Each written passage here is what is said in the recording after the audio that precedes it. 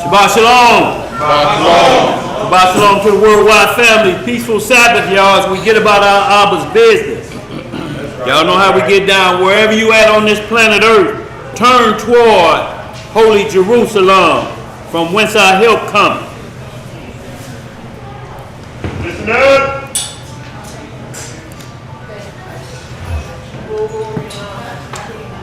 All right, family. We're going to get this opening prayer. And it is with the Most High's permission. Listen up, y'all. And it's in the name of His only begotten and beloved Son, our Lord and Savior, and He's our Redeemer. Yeah, it is. Yahushua, HaMashiach.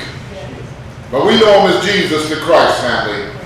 Long live the King. Long live the King. Reading in the book of Psalms, in the 60th chapter, Yes, sir. it reads, Yes, sir. O Yah, thou hast cast us off. Thou hast scattered us. Thou hast been displeased. O turn thyself to us again. Again. Thou hast made the earth to tremble. Yes. Thou hast broken it. Heal the breaches thereof. Yes, sir. For it shaketh. Yes. Thou hast showed thy people hard things. Thou hast made us to drink the wine of astonishment. Yes, sir. Thou hast given a banner to them that fear thee, that it may be displayed because of the truth. Selah. Selah. That thy beloved may be delivered. Yeah. Save with thy right hand, and hear me. Yahweh hath spoken in his holiness. Yes. I will rejoice. I will divide Shechem and mete out the valley of Sukkoth. Gilead is mine, Yes, sir. and Manasseh is mine. Ephraim also is the strength of mine head. Yes, sir. Judah is my lawgiver. Yes, sir. Moab is my washpot. Yes, sir. Over Edom will I cast out my shoe. Yes, sir. Philistia, triumph thou because of me. Who will bring me into the strong city? Who will lead me into Edom? Will not thou, O Yahweh, which hadst cast us off, and thou, O Elohim, which didst not go out with our armies, give us help from trouble? Yes. For vain Yes. is the help of man. Yes. Through Yahweh we shall do valiantly. Yes. For he it is that shall tread down our enemies. Hallelujah! Selah! Yes, sir. Always even you said that outside, That's gonna be very loud with that mic on your shoulder. I guess that ain't gonna work, huh? I'm just saying.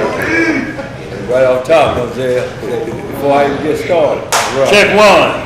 Brother Daniel. Yeah, it's on. Check. Brother Daniel, before you get started, I just want to say something real quick. Go ahead, Imam. You know, as Ariel was reading, the people don't fear the Creator anymore. That's right. A lot of people don't, Imam. And it's, but the scripture says that there's power in fearing Him. Well, and like I say, Imam, it comes down to whoever that priest is teaching them. They're not getting the correct learning because it's not being taught. It's the blind leading the blind.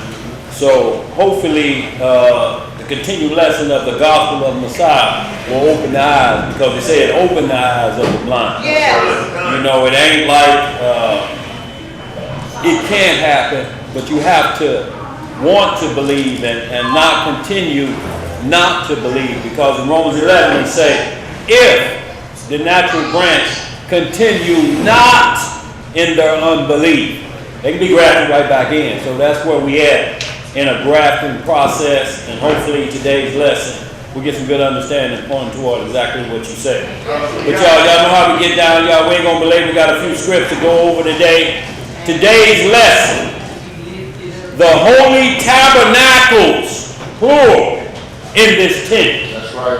And y'all, what we want to understand, y'all, the tabernacles that were designed and implemented on earth, it was more than one. So we'll go over both to understand the priesthoods concerning both, so that we understand which tent we belong in. Y'all, there's a lot of false prophets out here, and they're building their own tents. There's a lot of Israelite camps that got you in another tent of man worship. So y'all, like I say, New Music Monday, there was a track called In This Tent, which just the words of the lyrics of that song inspired today's lesson. But something we need to go over, y'all, because we in these days, y'all, we're in the time that we need to be in to understand. We got to be part, and we got to enter into the right tent, y'all. Yes, sir. If we don't, y'all, it's going to be trouble. So we're being tried, y'all, to see if we can identify the right tent to go in, or through door number 1 or door number 2, because you don't want to pick wrong. Right.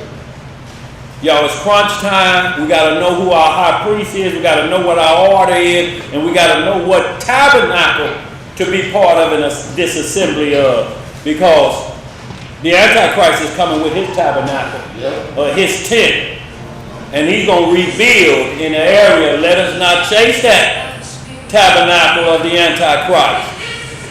Yes, sir. That's what we're talking about too, about right there. If y'all see a little bit of that. Yeah. Huh? Yeah.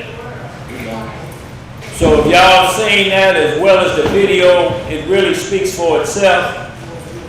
But y'all know how we get down. First, we want to send shouts out to our sick and shut in. Sister Karen, right there, need prayer, y'all. Yes. The flesh is, the spirit is willing, but like all of us, the flesh get weak. Yes. Need prayer to strengthen that spirit, to where the flesh will delay its wearing out. That's what we all need around here, y'all. Everybody's in that line. The devil is having his way this hour, y'all. Ever since the Passover, man, he's been attacking like pit bulls off the chain. Well, what you say, Zeb? You wish he just take it all. Boy, he gonna turn it up now. Y'all, but that's what we dealing with, y'all. But if we endure to the end, Yes, sir. you shall be saved or sanctified out of this madness that we find ourselves a part of. But y'all know how we get down. Our one and only high priest, Yeshua HaMashiach, locally known as Jesus the Christ. He brings forth the law to every male, female, rich and poor, free and bond, Jew and Gentile. Y'all are sick and shut in, like I say, Sister Karen, also Judah Matai. We pray that situation concerning your daughter, may the Most High have mercy and the tide turns. Just know we're praying for you, bro. As well as our family out in Ohio, Brother Darrell and his wife, Sister Alicia. I hope things are going well and y'all finding the program that will assist in bringing you back up full recovery. Also, just shouts out once again to our OG Jeremiah. Still praying for your strength, bro. Yes, sir. Yes, sir, always. Our Chris out of New York praying for you as well, bro. The house of Uriah, Hananiah, Akda, Emo, Naomi Yah, Emo, Yisraela. Also the house of Elisha, to our baby sister and niece, Alexa.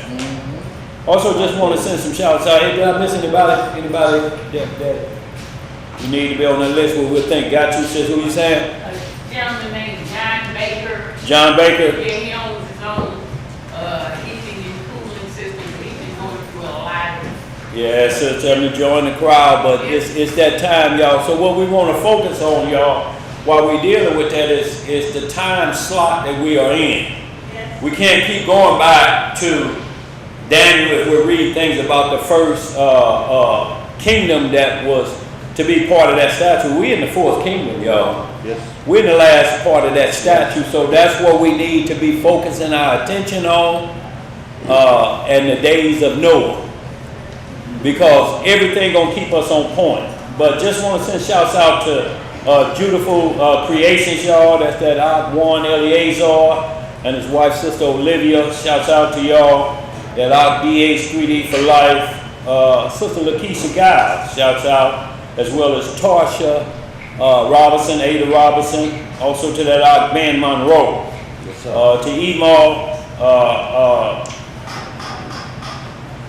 Emo Ron and Elder Ron and Emo Betty Lemon. Shouts out to y'all. That brother Eric Cole, Sister Angela Wise, and our brother Sean Wise. Shouts out to all y'all families out there. One love and believers in Messiah and His gospel after the order of Melchizedek. Yes, sir. So with that, y'all, once again, today's lesson, the holy tabernacles in this tent. What you got to about? You got lowly servants, Savant. Savant. Yeah. In the chat asking, what type of shirt is that Brother Daniel Solomon got on? It comes from the Gap. It was on sale. It's a Levi shirt. It said you buy a pair of this over here, you get that shirt for about $7, $8. So that's what it is, bro. Levi. Oh, yeah, yes, sir. You know. I think that's Levi Strong. Yeah, yes, sir. That's an Edomite now. Yeah. What else you got over there too, buddy? You good? What you got said? I wanted to ask a prayer for all of you all, the elders, boards, because Hallelujah. Thank you, sis. more intense you all are standing up for the word of God. More, all of you all need to strengthen. Absolutely, sis, because he ain't stopping. He don't have a respect of persons either who he pound out. He does the opposite of what the Father and Messiah request. He start pounding out babies. And he'll go to the old and he'll kick them in their rear ends. Yeah, it don't matter to him because he knows time is short. They kicking me in my Yes, rear sir. end. He don't respect the person. Boy. I went off on my boss. Oh, boy, that's And right. then he gave me a $2 raise. Oh, boy, well, that turned out good. And I still like me. Boy, look, that look, boy, you know the Spirit had to be with you. That don't give you faith, nothing will, because usually you be looking in the mirror saying, Yeah. I don't know why I did that. So y'all, we're going to get it going. We need definition of tabernacle and a definition of tent. And we're going to get some understanding because it's where Yah's glory and the Ark of the Covenant reside. And we're talking about the Most High's presence in His Spirit and also what represents Him on earth. And it was the Ark of the Covenant, but that was for one tabernacle. Now we moved into another. So we're going to get some understanding of these tabernacles, starting with Abraham, Moses. We're going to deal with David and then the Messiah. But we're going to show the antichrist. He has a tabernacle set up that looks like it's on its way. Y'all, some crazy stuff going on in the world. Yes, sir. Trump went crazy. I mean, going crazy. Gone. And his boy Pete Hetz, oh y'all, just saving it for the walk on the dark side, y'all. They quote from the book of Quentin Tarantino. Yes, sir. It's just going crazy, y'all. But tune in tonight on the walk on the dark side. But y'all, we're gonna go ahead and get this started. We need a definition of tabernacle and tent. Let's go. What you got out there, Agnoa? Tabernacle is God's desire to dwell amongst people. Absolutely. That's the spiritual sense. That's the bottom line, y'all, that What was it again? the Most High's dwelling to dwell amongst His people. That's the initial thing because that's how it started in the Garden of Eden. Yes, sir. With Adam, but he invited bad company in. You know how your parents say don't let nobody in the house? Yes. He let somebody in the house, y'all. And when we get this understanding, it won't be none as we listen to the song in that tabernacle. Can't no wicked thing be in that tabernacle. And notice he let somebody in when Daddy wasn't in. When he wasn't at home, absolutely, or not looking, in which he shouldn't have to be. We should be trained up what we know. No, my parents say no. Right, and of all people, this dude? Well, right, yeah. But that's how it goes, man. He masquerades. Yeah. But he came smooth and cunning. And masquerades. But that's, y'all look, we are not under the covenant of AI, but we're under the covenant of AI and Jacob, the real AI, Abraham, Isaac, and Jacob. All right. We can't look at that covenant of AI that we're seeing that's running rampant, everybody going to. It has to end with AI and Jacob, Abraham, Isaac, and Jacob. Right. That's the covenant, y'all. That's the tabernacle, because that's who it said the promise would come through to restore what happened in the Garden of Eden. So go ahead and run that definition again. I know young Noah ran it, but who else got it? Tabernacle. Yes, sir. A large building or tent used for evangelistic services. Y'all see, that's what it's used for services, y'all. The Most High ain't gonna come down here where you hear anybody talking about the Lord is up in there every day. That's a crock of bull. He don't dwell in tabernacles made with men's hands. Go ahead. A receptacle for the consideration elements of the Eucharist, especially Eucharist, yeah. Eucharist, Uh-huh. especially an ornamental lockbox used reserving the communion host. Yes, sir. Often tabernacle, a tent sanctuary used by the Israelites. Used by who? Used by the Israelites during the Exodus. See, it ain't nobody else that it could talk about on this earth. Why deal with the Israelites? That's Webster. It ain't said with the Mormons, it's dealing with Scripture, and then it lists Scripture. Yeah. So you can't go wrong. But So it's saying everything is copied off that, which got like, it's just dealing with the timeline of where it began and who it was for. absolutely, bro, absolutely. What else you got right there? A dwelling place, a temporary shelter, or a tent. A temporary shelter, y'all, like when we was going through the wilderness, it was temporary Right. till we got to Jerusalem. Yep. You got 10, or is it saying it's got 10? Tent, a collapsible shelter of fabric such as nylon or canvas, stretched and sustained by poles and used for camping outdoors or as a temporary building. Yes, sir. Something that resembles a tent or that serves as a shelter, especially a canopy or enclosure placed over the head and shoulders to retain vapors and oxygen, being medically administered. It also says tent to reside for the time being. For the what? To reside for the time being. A lodge. So y'all, all of these deal with the individual tent. We have the assembly tent, then you have individuals. That's how it'll be broke down today to understand your dwelling and what should be in your dwelling place. Your little tabernacles, your homes. That's why the blood was put over the doorposts of every home. So now we have to put the blood of the Messiah on our hearts in our temple, in our personal tent. See, if your tent ain't right, ain't no need you coming to the big tent. That's right. It's HOA rules That's right. up in the big tent. So y'all, we're gonna get this started. We got no questions or concerns too, by Shalom, Elder Judah and family. We got lonely savant. Yes, sir. It says, asking for prayer for my mother and I. We got urchin Hebrews vandalizing my mother's call last night. A what? I guess she said call, but I guess they mean call.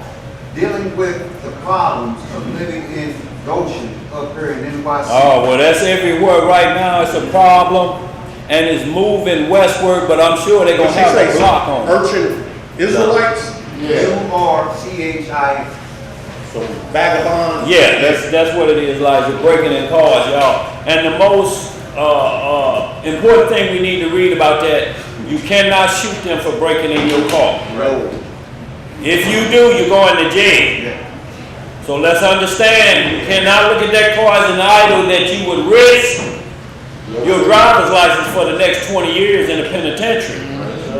If you happen to be by your car and they come to threaten you inside of 15 feet and they put a weapon on you, that's a different story. Your life has to be in danger. Yes, sir, but you cannot open your front door and shoot at your car. And make sure you tell them that my life, I thought they was gonna kill you. Yeah, yes, sir. Say it as many times as you can. Yeah. That's the only thing gonna get you out of it. Yes, sir. Rehearse it. But you cannot be a vigilante, y'all. You can't be the protector of the cars parked on city streets. I can't It's say, something called the police. I can't say, I bet you they won't mess with my car. Oh, no. Well, look, they won't, you know, because your It's car your animal car. right, and you would never be the driver again for at least the next 20. Right. So with that, y'all, let's go and get it going. Now, one more, Daniel.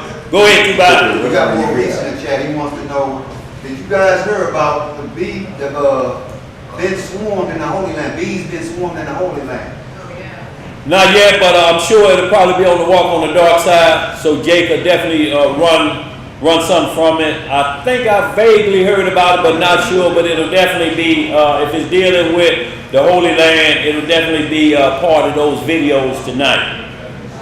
Y'all, because we're getting, plagues are hitting all over. Tornadoes are hitting. Yeah. Flood waters, y'all, and it ain't even tornado season yet in some places. Right. So y'all, we got to get our mind focused, y'all. A lot of things are going on. There's a lot of smoke screens out there to keep you off the word and get you to look toward another tabernacle. Y'all, this is where we got to stay focused, because if you ain't part of that tabernacle of Zechariah 14, it's going to be trouble. You have to have a true cover, Yes, sir. a righteous cover. That's right. The tabernacle of Messiah. That's right.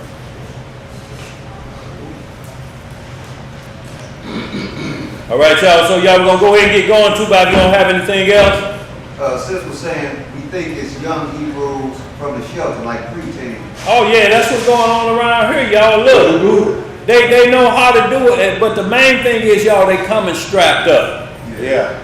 So just because they strapped up is still to the point, unless your life is threatened. Right. Yeah. But you can't fire first. My next door, my son's next door neighbor, who lives right across the street from us, little youngsters was breaking in his ride. He hopped up to look out the window. They start gunning at him. Absolutely. As soon as they see a light pop on. As soon as they see a light pop on, y'all, they are shooting at you. So y'all have to understand, y'all, they don't care. But what is going to open the door for, they're going to go back to the Western days. Car thieving going to end up like stealing a horse. And I'm talking about where they're coming with 20-year sentences up to life, especially if a weapon involved. There's already 15 years, but it's going to be made federal law, y'all. Yeah.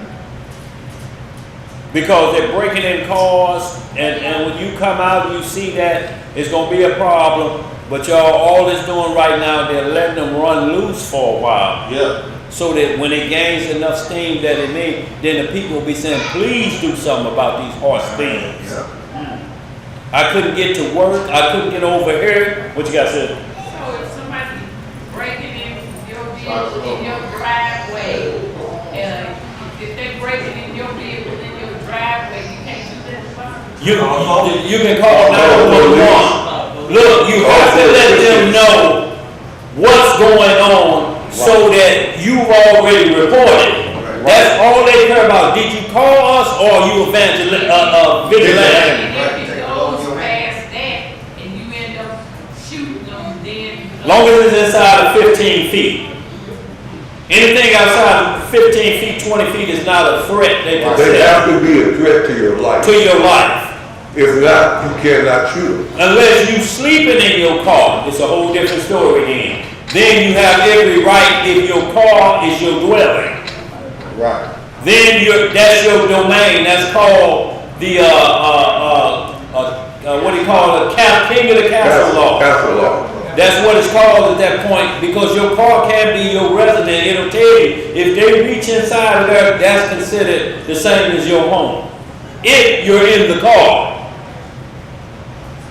So you can't like I say, hear about somebody broke into if you fortunate and you got a summer house. Yeah, they broke in my summer house. Wait till I get up there. I'm gonna light some fire on, put some real summer on them. No, you ain't.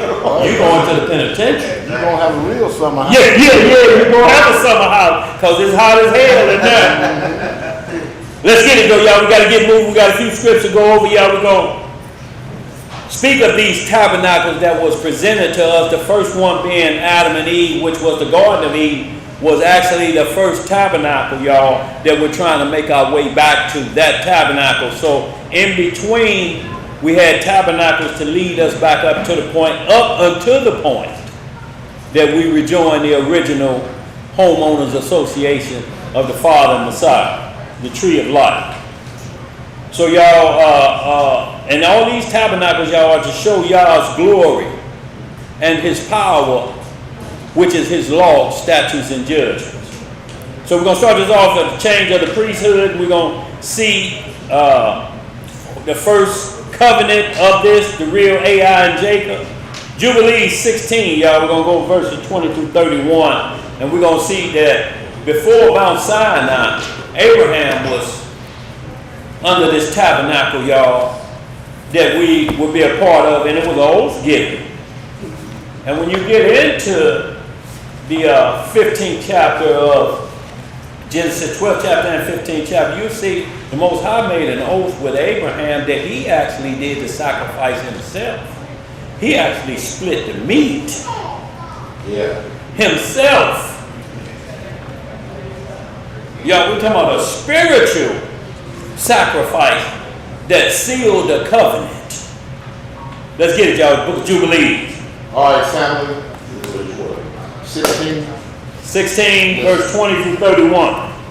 We're going to be reading in the book of Jubilees, chapter 16, and we're going to start the reading in verse 20. Use them smartphones, y'all, if y'all got one. And y'all will just get right to the heart of the matter of this. And this covenant was done at the well of the oath. That's where it was put down. Go ahead, bro. Verse 20. Yeah. And he built an altar there to the Most High. What did he build? He built an altar there to the Most High, who had delivered him, and who was making him rejoice in the land of his sojourn. And he celebrated a festival of joy in this month for 7 days. How many days? 7 days. Near the altar which he had built at the well of the oak. And he built shelters for himself and for his servants on this festival. And he was the first. He was the what? The first to celebrate the celebration of shelters on the earth. That we call tabernacles. Go ahead. And during these 7 days, he brought each day to the altar a burnt offering to the Most High. 2 oxen, 2 rams, 7 sheep, 1 male goat for a sin offering, that he might atone for himself and for his seed thereby. Yes, sir. And as a thank offering, 7 rams, 7 kids, 7 sheep, and 7 male goats, and their first offerings, their fruit offerings, and their drink offerings, and he burnt all the fat thereof on the altar. A chosen offering to the Most High for a sweet-smelling Savior. For a sweet-smelling Savior, y'all. The same thing you read in Genesis 8:9 of Noah coming off the mountain. Off the flood. We're coming off the mountains of Ararat. Go ahead, bro. Verse 24. Yeah. And morning and evening he burned fragrant substances, frankincense, and gall, and stocks, and nard, and myrrh, and spice, and costa. All these 7 he offered crushed, mixed together in equal parts, and pure. And what? And pure. Emo, you know about these fragrances, don't you? Go ahead, Elijah. You know about that frankincense and myrrh. Go ahead. And he celebrated this feast during 7 days, rejoicing with all his heart and with all his soul, he and all those who were in his house. And there was no stranger with him, nor any that was uncircumcised. And he blessed his Creator, who had created him in his generation, for he had created him according to his good pleasure. For his what? His good pleasure. For he knew and perceived that from him would arise a plant of righteousness for the continuous generations, and from him a holy seed. Y'all see that? A plant of righteousness, y'all. From him, that's where it started. Go ahead. He paid tithes in Levi before Levi was even thought about. Go ahead, finish that up. So that it should become like him who had made all things. And he blessed and rejoiced. And he called the name of this festival the festival of the Most High. Yes, sir. A joy acceptable to the Most High Yah. And we blessed him forever. And all his seed after him throughout all the generations of the earth. Because he celebrated this festival in its season. According to the testimony of the heavenly tabernacle. So when you hear people saying you can't do feast days outside the land, there are a lot of them that reading from Aaron's priesthood and ain't understanding Abraham did the tabernacles before he was in the land. even in the land, or even thought about, so to speak, that the kingdom was set up.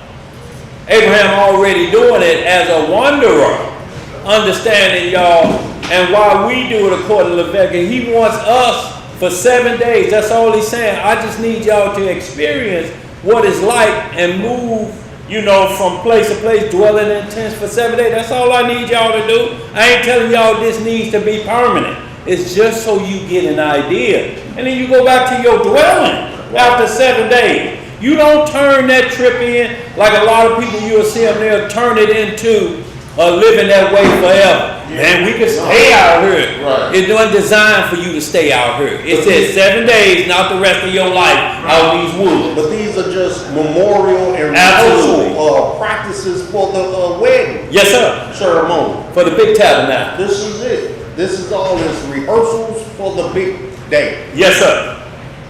Go ahead, bro. Verse 29. Yeah. For this reason it is ordained on the heavenly tablets concerning Israel that they will celebrate the celebration of shelter for 7 days with joy. With what? With joy. Y'all, so it can't be no leavening, y'all. It can't be no miscommunication, y'all. It can't be no clicking of any sorts. Right. Any sorts under that tabernacle in that tent, because if it is, you done let unrighteousness in. Yeah. Yo, you got to shake it for 7 days. Whatever's on your heart or mind, you got to shake it and leave that where you come from. You can't bring it into that tabernacle, y'all. You shall be eating unworthily. Yes, sir. For 7 days.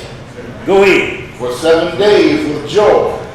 In the 7th month, acceptable before the Most High. A statute forever. How long? Forever throughout their generations every year. And to this there is no limit of days. Yeah. For it is ordained forever regarding Israel. Regarding who? Regarding Israel. That they should celebrate it and dwell in shelters. And set wreaths on their heads. And take leafy boughs and willows from the brook. And Abraham took branches of palm trees and the fruit of attractive trees. And every day going around the altar with the branches 7 times a day in the morning. He prayed and gave thanks to his Elohim for all things in joy. So y'all, we had to get back to where it is before Mount Sinai, y'all, because we got a lot of camps and people out here stuck in Mount Sinai, which they really ain't stuck in there. They stuck in a tabernacle of their own high priest. Whether it be one they call a reverend, whether it be one they call a holy father, for whether it be one they call the most highest or whatever. All these titles of men that have their own tabernacle, that keep reaching back to the Bible's tabernacle, but they don't want to adhere to the rules. You want to bring people in there, they put their feet on your furniture. The Most High's tabernacle is not here on earth yet. Yes, sir. It's coming back down. Yes, sir. As in Matthew 23. So let us understand that. Thy will be done. Yes, sir. On earth as it is in heaven. That's what we're talking That's coming about. back down here. Yes, sir. You ain't making your own here. No. And if somebody leads you to one that's saying it's going to be their own, it's going to end up like the Rockadoochies. Because you want to believe a lot. Oh. Open showers. Look here, man, y'all. It's getting crazy, y'all. We got these groups out here, they running their own thing, and we got these false prophets and prophetess. You got people in here that's now just got people chasing the wind, and they'll call them up at a drop of. The prophet has a word. What word he got? And if it ain't for Genesis and Revelation and explaining Alpha and Omega, he ain't got no word. What does he got new? What is he finna tell you? When the second coming gonna happen? What news do they have? And when you get that, what's the word? His word gonna be, we need to invest in the stock market. Oh boy, look here, something crazier than that. And just for you to drop whatever you do and run to that foolishness, and you know it can't be found in the Bible, y'all, don't give them strength to keep continuing with that madness. Call them out. Most of the prophetesses gonna do that. I have a word. What word you got? If it ain't John 1:1-4, the word was with the Most High. The word was made flesh. If it ain't that word, what you listening for? What you want to hear? Word up. You looking for a read? What you say? What word up? You want some cameo? All you gonna get is a foam padded jockey strap like that. That's all he had to offer for that word up. Let's get some up. Let's get it, y'all. Book of Exodus. Yes, sir. We're going to see when this tabernacle, after it was lifted up from Adam and Eve for what they did in the garden, it was lifted up for repair, to get the stains out of it. All right, The family. Most High sent instructions again, starting, we just saw Abraham, but Abraham passed it on to the children of Jacob. And we picking up on the children of Jacob, starting with Moses and Aaron, and that tabernacle they're designed for. Let's get it. We're in Exodus 25:1-9. Y'all gonna read all the way through. We just hitting the parts that dealing with the creation of it and what was its usage. What was that again? Exodus chapter 25:1-9. The book of Exodus, chapter 25 and verse 1. Yeah. It reads, And the Most High spake unto Moses, saying, Speak unto the children of Israel, Yeah. that they bring me an offering of every man that giveth it willingly. How is he giving it? Willingly, with his heart. With his what? With his heart. Ye shall take my offering. So it cannot be forced upon you. It cannot be made, you need to do this. It has to be willingly and a free will that you want to do this. No, it can't be that cookie is. Boy, look, almost lost it for a minute. Say, you almost got that snatched out of your hand. Go ahead, keep reading. Verse 3. Yeah. And this is the offering which ye shall take of them: gold and silver and brass and blue and purple and scarlet and fine linen and goat's hair. Because he wanted us to be, every member to be part of building that tabernacle in the wilderness. Y'all understand? So that nobody could say I didn't have a part in it. See, we always going to have a part in it, as when we get to the tabernacle of Messiah, we're going to see again the team members' participation. Everybody has to participate in that, so can't nobody be left out. You understand? If you had a little piece of this, and y'all, we got great spoils coming out of Egypt, so, you know, if you gave up your little piece, it was counted as big piece, y'all. Big bits, just like the widow cast in 2 mites. She cast in more than the rest of them if it ain't from your heart. It ain't willingly. You cannot be made to give more than is required of you to maintain your household. Let's get some more. Verse 5. Yep. And ram skin dyed red, and badger skin, and shittim wood. Now y'all see this badger skin. What family is the badger from? From the weasel. So y'all, this lets us know, it only tells us we cannot consume, call it food, a badger or a weasel or a swine, but you can use its skin for different purposes, because when it was made, it was said, and the evening and the morning, and it was good. It didn't say, and it was good, except for when these creatures was created. It just said it cannot be used for the consumption of food. You go past that, you're going off. No badger burgers. No badger burgers. But you can wear badger skin shoes. They were the Timberlands of the day. Yes. Let's get some more. Verse 6. Yeah. Oil for the light, spices for anointing oil, and for sweet incense. Yes, sir. Onyx stones, and stones to be set in the ephod and in the breastplate. And it's talking about the priests at this time, y'all. Everywhere we've been, there's always a high priest. Y'all, these people gonna try to move your high priest out of the way. Or they may try to move Aaron and Moses back into a high priest slot. That priesthood is over, y'all. It's a shadow. So if it's a shadow, you know we can't fall into the deep dark, or like dark shadows. Y'all remember that program? You really can't fall into that dark shadow, because that's the tabernacles of the commandments of men. You don't want to fall up under that, y'all. They got a dark tabernacle, they call it the Masharala Council, that mixes all the Hebrew doctrines up together. It don't matter what you believe. Right. You can come in that tabernacle. Hebrew gumbo. A Hebrew gumbo tabernacle. Let's get some more. Yes, it is so, Brother John. Verse 8. And let them make me a sanctuary. Let them do what? Make me a sanctuary, Uh-huh. that I may dwell among them, Uh-huh. according to all that I show thee, after the pattern of the tabernacle, and the pattern of all the instruments thereof. Even so shall ye make it. Uh-huh. You want some more? We can hold her. Y'all read the rest of it. It's going into building of the Ark of the Covenant and that tabernacle. But we just want to get right to the point to let everybody know. Everybody was involved. You have a say-so. Like in the new administration, or the one that existed before Melchizedek, it said, there are many members. The body has many members, don't it? They don't exclude them in 1 Corinthians 12:29, give you similar. First apostles, then prophets, then teachers, then evangelists, and helps. All that make up one body. You can't exclude one and think the body gonna run perfectly. Right.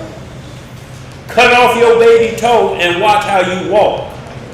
Cut off your baby finger and watch yourself lose 50% of your gripping strength. And really, if you do that, that's really gonna be some problems. Look, how you gonna tell somebody, you know how we do like this? You can't do that. You be just doing like this. What is he doing? Threatening to get me out of school? That's what we used to do like this, didn't we? Yeah. Then you watching the clock. Yeah, then you watching the clock. Yes, sir. Let's get some more of this. We're going to Exodus 40:34. So we're gonna show the glory of it, y'all. Why was it created? And if it's done right according to the instruction, then the Most High show up. He's not going to show up where His word is not valid. To where you make it vain or void through your own temples of tabernacle. Come to our house, the Lord dwell there. You know, off the top they starting out with a lie. Yeah. And then they're going to immediately start telling you about the things that's in there to grab your attention. And what we have in there, everybody's able to do this, and ain't mentioned no instructions yet. All they mentioned was a little fun. Do as thou wilt. Do as thou wilt. No rules. Let's get it. Exodus chapter 40, verse 34. Yeah. Then a cloud covered the tent of the congregation, and the glory of the Most High filled the tabernacle. See, it covered the whole congregation, y'all, the tent of the congregation. So it included all Israel who was obedient. And like he's no respecter of persons that he excludes somebody out, man. You're responsible for these rules and regulations. There's one in charge to make sure your gift is acceptable. Go ahead. And Moses was not able to enter into the tent of the congregation because the cloud abode therein, and the glory of the Most High filled the tabernacle. So it's letting you know Moses is not the leader or who we should look to in that tabernacle. He couldn't come in because of how powerful the glory was. It's letting you know right then. It ain't Moses, y'all. Moses is just a deliverer of the message. Let's get some more. Verse 36. Yeah. And when the cloud was taken up from over the tabernacle, the children of Israel went onward in their journey. So it's the same way, y'all. Now we have a cloud over us, y'all, that we move through this journey, y'all. We're just moving into the last days, y'all. That where we're seeing a lot of things, y'all, that was written aforetime on our behalf. Y'all, it's right at the door, y'all. We're seeing things going on. The days of Noah, the days of Sodom, and the days of many coming in my name, saying, I am Hamashiach, and going to lead you into the wrong tabernacle. Let's get some more. But if the cloud were not taken up, then they journeyed not till the day that it was taken up. Yes, sir. For the cloud of the Most High was upon the tabernacle by day, and fire was on it by night, in the sight of all the house of Israel. In the sight of everybody, so everybody saw the protection. Go ahead. Throughout all their journeys. So y'all, we see once again that he didn't move, and y'all get. some more good understand that in Exodus 14 and also Exodus 19 of that cloud and that fire. And we see that cloud constantly mentioned in Isaiah 66, consciously mentioned, and also that great cloud of witness that we have. What's got over AZ Ben Yehuda?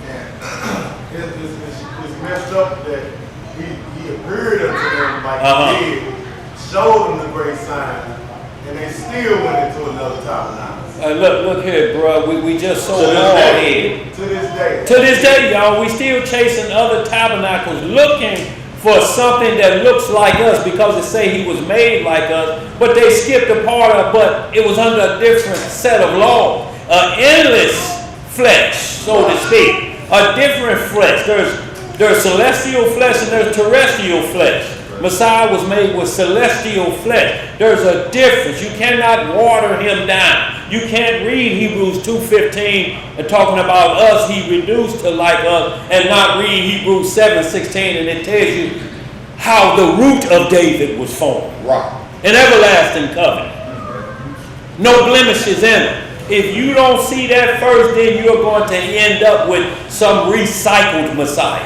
This is the reason Messiah said no man will ransom us or come back to save us, because we are so addicted to a stiff neck that we refuse to come back as a people.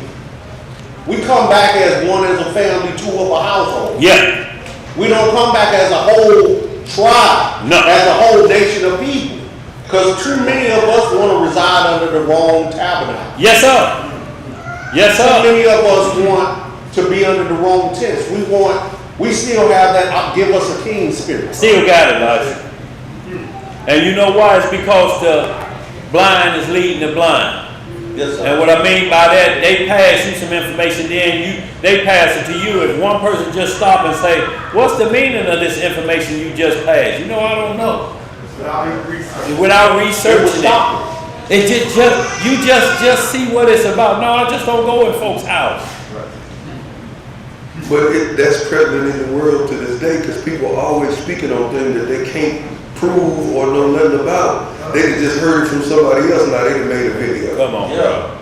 Y'all, chasing bad tabernacles, y'all. Their favorite word is they say. They say. Who is they? Who is they? They say fake it till you make it. Right.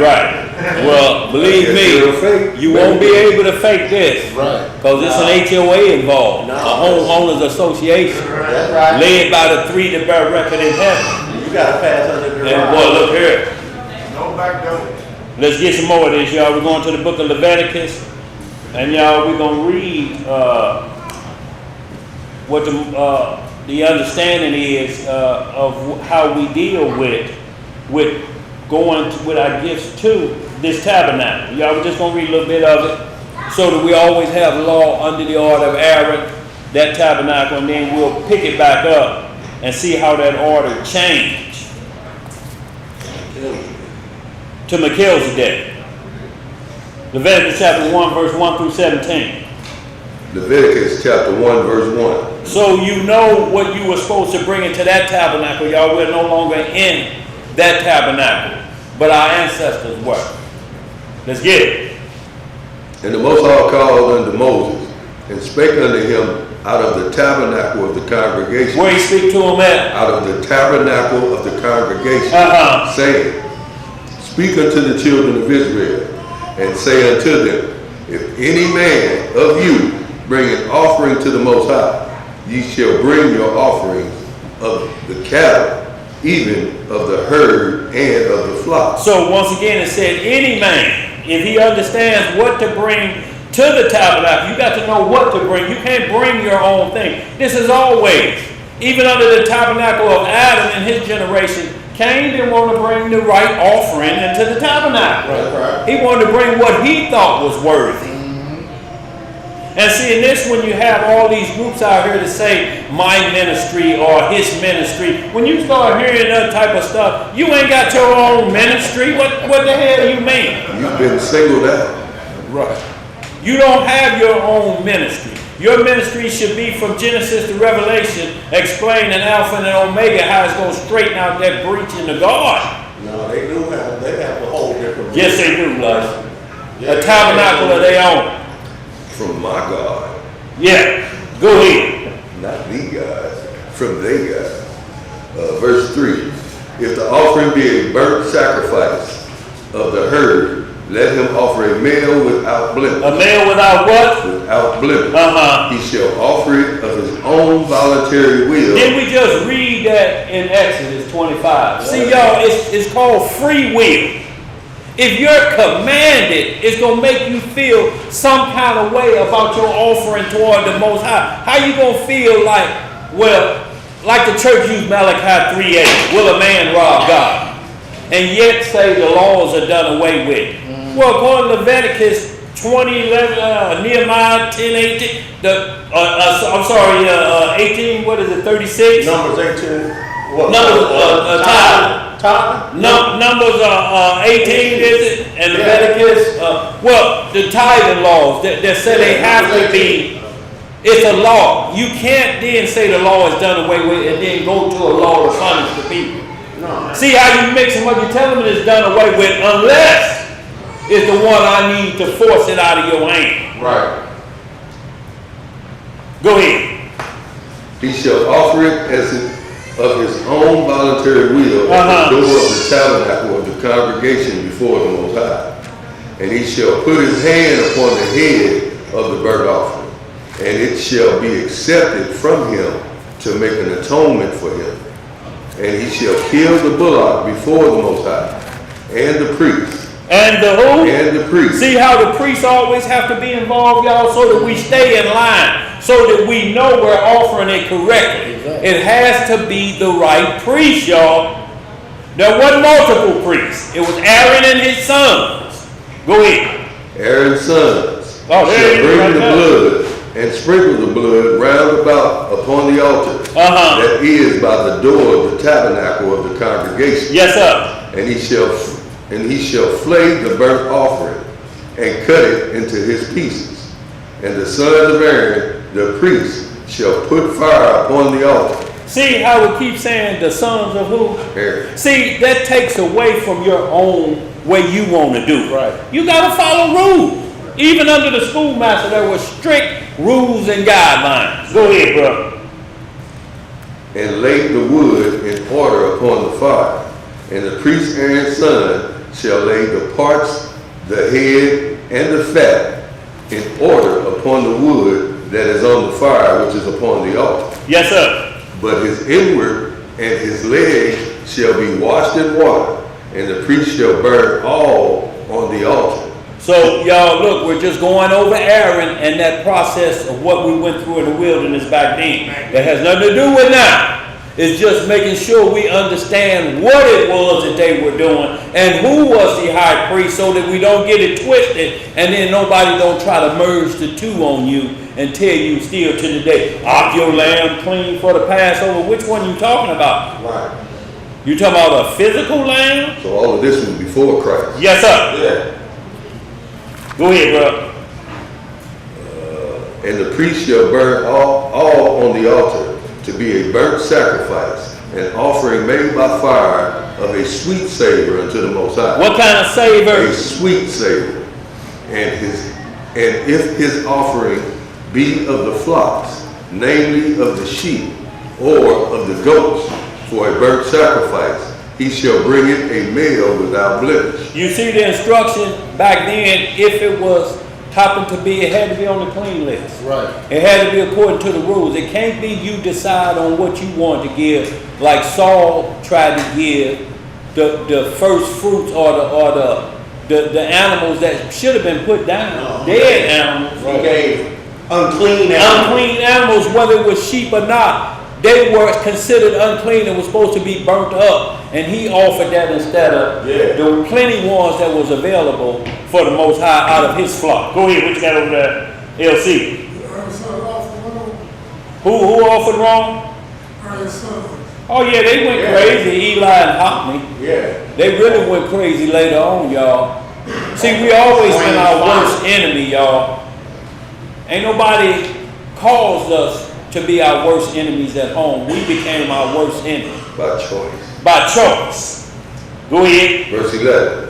And he shall kill it on the sides of the altar, northward, before the Most High, and the priests, Aaron's son. And see how it keep going back to who? Aaron's son. See, Aaron the priest and his sons, y'all, once you get outside of understanding, there's only one set of priests for each tabernacle. Don't mix them up, and don't let nobody take you back to an old way of tabernacle. Who got some sheep and goats in their backyard? Nobody. Let's get some more, boy. Let's put a tune with that, like, go ahead. Aaron's son shall sprinkle his blood round about upon the altar, and he shall cut it into pieces with his head and his fat, and the priest shall lay them in order on the wood that is on the fire which is upon the altar. And don't y'all keep saying in order? Yeah. See, notice how you even had You the just got to order in twice right now.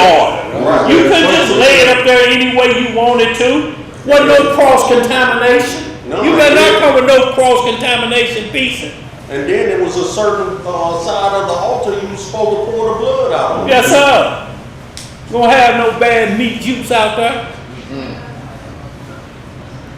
Go ahead. Verse 13.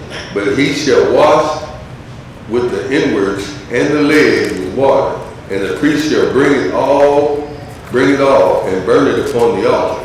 And it is a burnt sacrifice and offering made by fire of a sweet savor unto the Most High. And if the burnt sacrifice for his offering to the Most High be of fowls, then he shall bring his offering of turtle doves or of young pigeons, and the priest shall bring it unto the altar, and wring off the head, and burn it on the altar. So the priest was in control of that. And also, y'all, while I was talking about the law of tithing was in Numbers 10:36 and also Numbers 18:20. So that's where it was. I wanted to come back to that because I didn't want to be guessing at that, but it's, that's where it can be located in the book of Nehemiah 10 and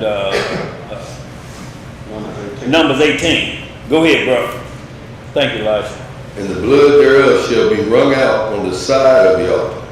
He shall pluck away his crop with his feather, and cast it beside the altar on the east part. So in that, just see what he's explaining. If you bring up acceptable fowl or bird, so to speak, it had to be instructions for that. Y'all, we were a people of instructions. Right. Not you do your own instructions. Right. The instructions of the Most High. Go ahead. And cast it beside the altar on the east part, and by the place of the ashes. Verse 17. And he shall cleave it with the wings thereof, but shall not divide it asunder. And the priest shall burn it upon the altar, upon the wood that is upon the fire. It is a burnt sacrifice. What is it? It is a burnt sacrifice and offering made by fire of sweet savor unto the Most High. Yes, sir. So, y'all, we see clearly the instructions given to all the children of Israel and who were the priests at that time. And those priests went crazy, y'all. They broke the house rules. Y'all, but we got one that didn't break no rules. But if the head is messed up, the body. Boy, the body is messed up, y'all. And that's what Satan like to do, y'all.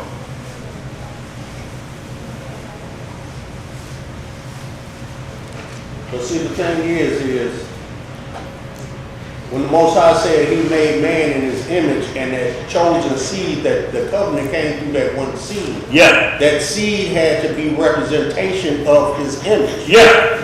Yeah, It means to represent that image, to be in that image is to represent the brand that made it, right? That's The right. manufacturer. Psalms 100 said we are made by Christ. We didn't make ourselves.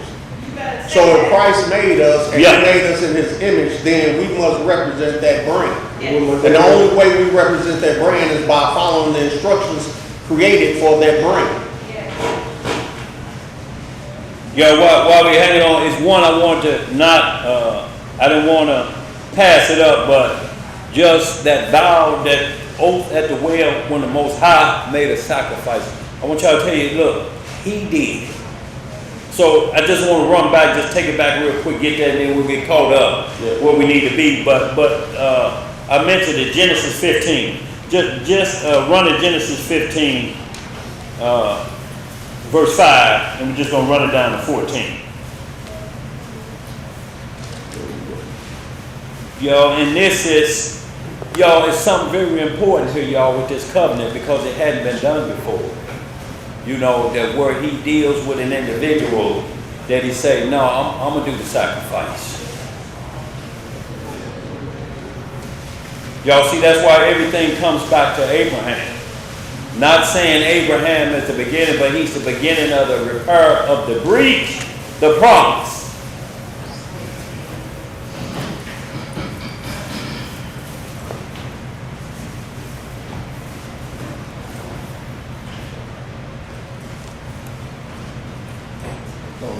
When you want to go, Don't start at verse 1, like, yeah, you saw that, didn't you? Go ahead. I knew you was thinking. Genesis chapter 15, verse 1.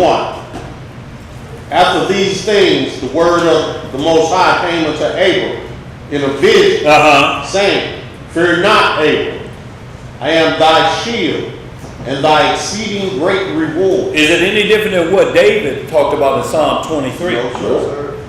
See how all of the prophets deal with the same talk. Yes, sir. That's how you know who's part of this covenant or this tabernacle. The talk don't change between Genesis and Revelation. With no prophets. Go in.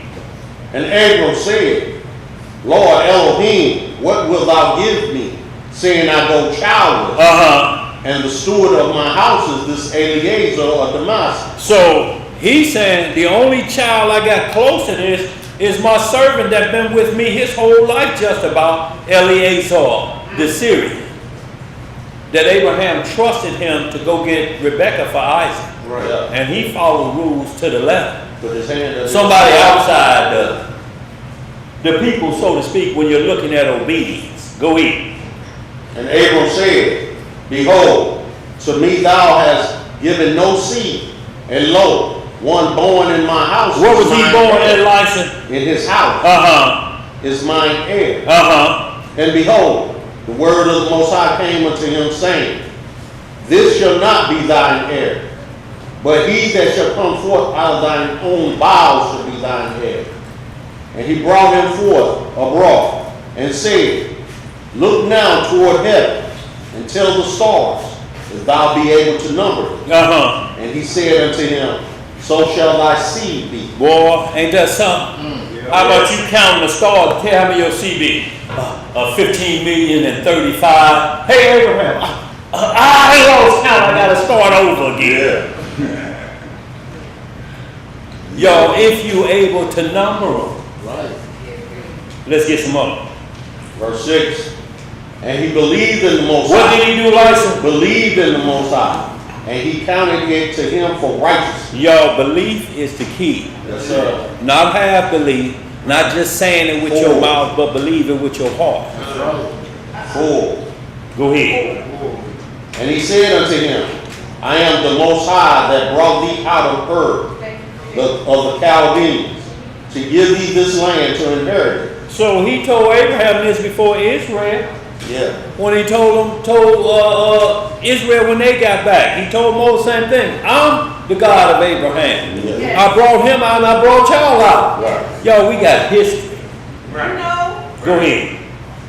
And he said, Lord Elohim, whereby shall I know that I shall inherit it?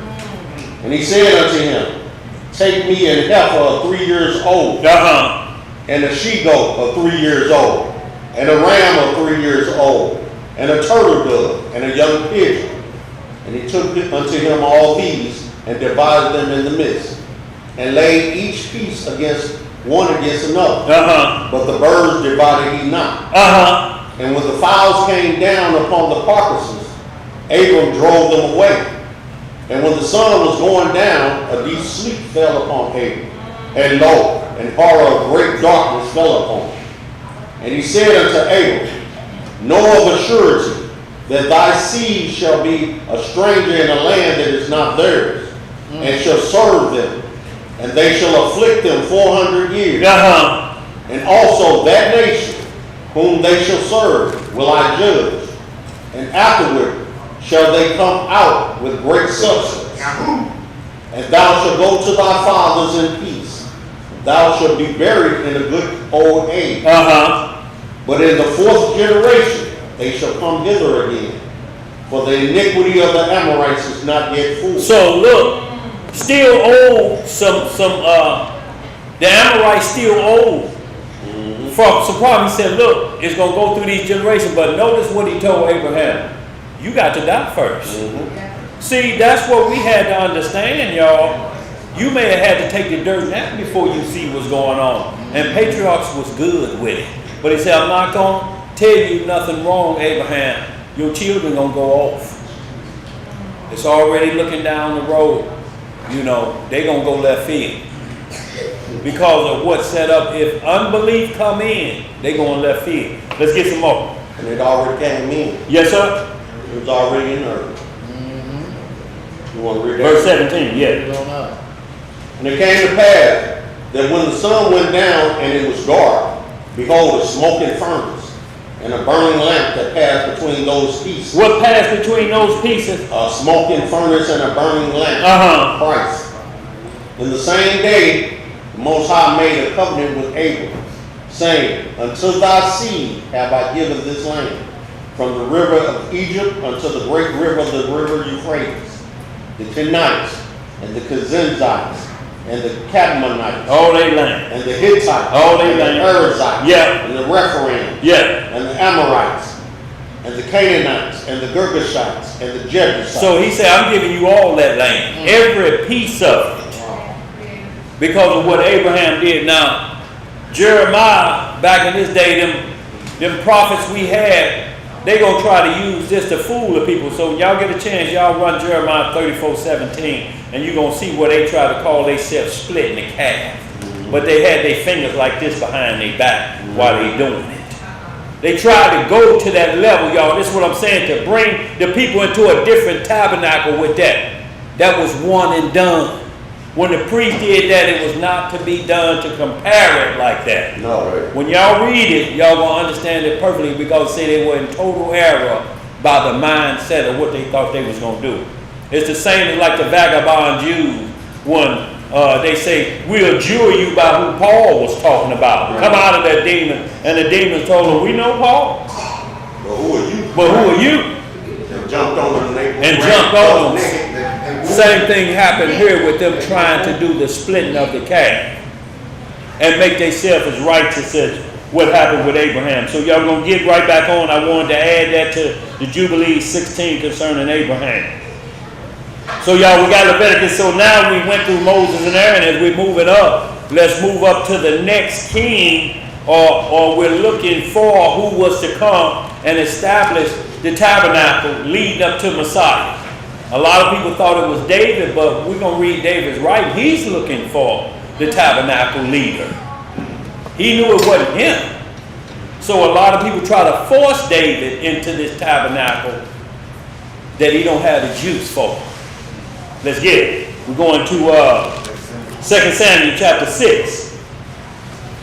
That was going to speed it up just a bit. 2 Samuel chapter 6, y'all. We're moving right up, y'all, and we're going to get right to Messiah, y'all. It's very important, y'all, because they talking tabernacle talk right now. They have this thing where they call their own Abraham Accord. That ain't in the scripture. They have what they call Noahide laws. And their so-called deliverance called the Balfour Declaration. Y'all see, that's a whole nother set of tabernacle instructions of regathering and who you gonna listen to. They Noahide law. Ain't nothing in this Bible called no Noahide laws, y'all. But what they're trying to do is mention the covenant people just by name, but have a different covenant. Right. That's a move of Satan. Use familiarity. Yeah. Familiarity, is that word? Familiarity. Yeah, that's good. Right? Yeah, that's a good word. And to get you to associate it with righteousness. Yes, sir. Masquerading as an angel of light. Right. Let's get it. 2 Samuel chapter 6. 2 Samuel chapter 6, verse 1. Again, David gathered together all the chosen men of Israel, 30,000. And David arose and went with all the people that were with him unto Baaliah of Judah. Yes, sir. To bring up from thence the ark of Elohim, whose name is called by the name of the Lord of hosts, that dwelleth between the cherubims. Where he dwelleth? Between the cherubims. Y'all, between the cherubims, y'all, if y'all look at that ark of the covenant right there, you see those two angels with the wings, and it's talking about his Lord dwelleth in there. That's what he's saying. He's not confined to no box made out of gold and acacia wood, but his word is in there. The 10 Commandments are in there. The instruction manuals are in there. So that's the Most High himself. That's why I'm saying y'all don't get caught up in the name game. Ain't no name in that box. Right. Ain't no name between the two cherubs, what we talking about, but obedience. That's right. You better keep your name in the book. Yes, sir. Let's get some more.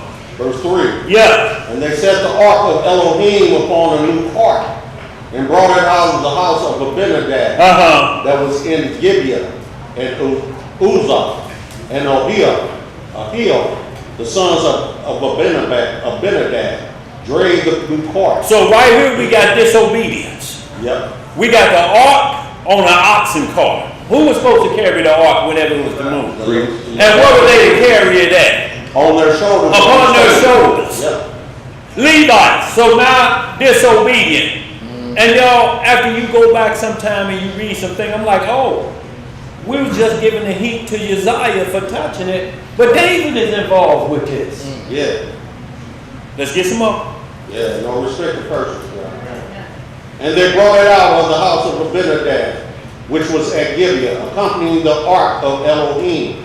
And Ahio went before the ark. So it appears to be a good thing, but if the instructions is off just one iota, and already we see it's on the oxen cart, so at this point, it's out of order. Right. Let's get some more. Completely out of order. Verse 5. And David and all the house of Israel played before the Most High on all manner of instruments made of fir wood, even on harps, and on psalteries, and on timbrels, and on cornets, and on cymbals. So now this is David dancing before the Lord first, but he doing the wrong stanky leg, y'all. Yeah. The ark is on the wrong, it ain't being brought out right, so he dancing in vain. Yeah. At this point, he gonna have to dance again. Let's get some more. And when they came to Nathan's threshing floor, Uzzah put forth his hand to the ark of Elohim and took hold of it, for the oxen shook it. So the oxen stepped in a fence post hole, so to speak, and it threw the gate off, and the ark started sliding off the side of it. You know, like how you got something in the back of a truck and they got it on the trailer like I was with them tables for Pentecost last year. And half the tables was in the middle of Hall's Fair and I ain't have a clue. What was good, they was behind me. Was that Theo behind me? Yeah, Theo come back with all of the tables on top of his truck like he was going surfing. I didn't know all that. Yes, sir, yes, sir. I turned that corner on 2 wheels. Tables flew everywhere. So like the Ark of the Covenant was sliding off. And Uzzah put his hand to stop it. Good thing, right? No. Why? Because he was told, never touch it. Don't care who you are. Let's get some more. Verse 7. Yeah. And the anger of the Most High was kindled against Uzzah. What was it Kindled against Uzzah. The anger. Why is he angry? Right. Go ahead. And the Most High smote him there for his error. And there he died by the ark of Elohim. And David was displeased. Now David displeased. He like, wait a minute. I thought we was doing a good thing. I'm dancing. No, you at this point dancing to disobedience. Right. Let's get some more. Because the Most High had made a breach upon Uzzah.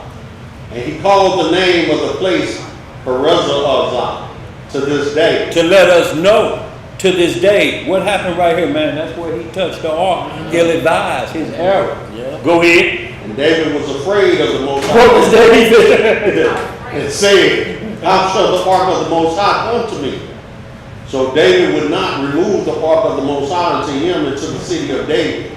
But David carried it aside into the house of Obed-Edom, the Gittite. So David was feared because he didn't want to touch it no more. He like, hey, this a little bit more, this above my pay grade.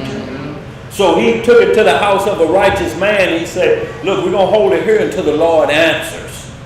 We ain't going, there ain't going to be no round two of this, boy. I don't want none of that uzu punishment. Right. Let's get some up. And the ark of the Most High continued in the house of Obed-Edom, the Gittite, 3 months. And the Most High blessed Obed-Edom and all his household.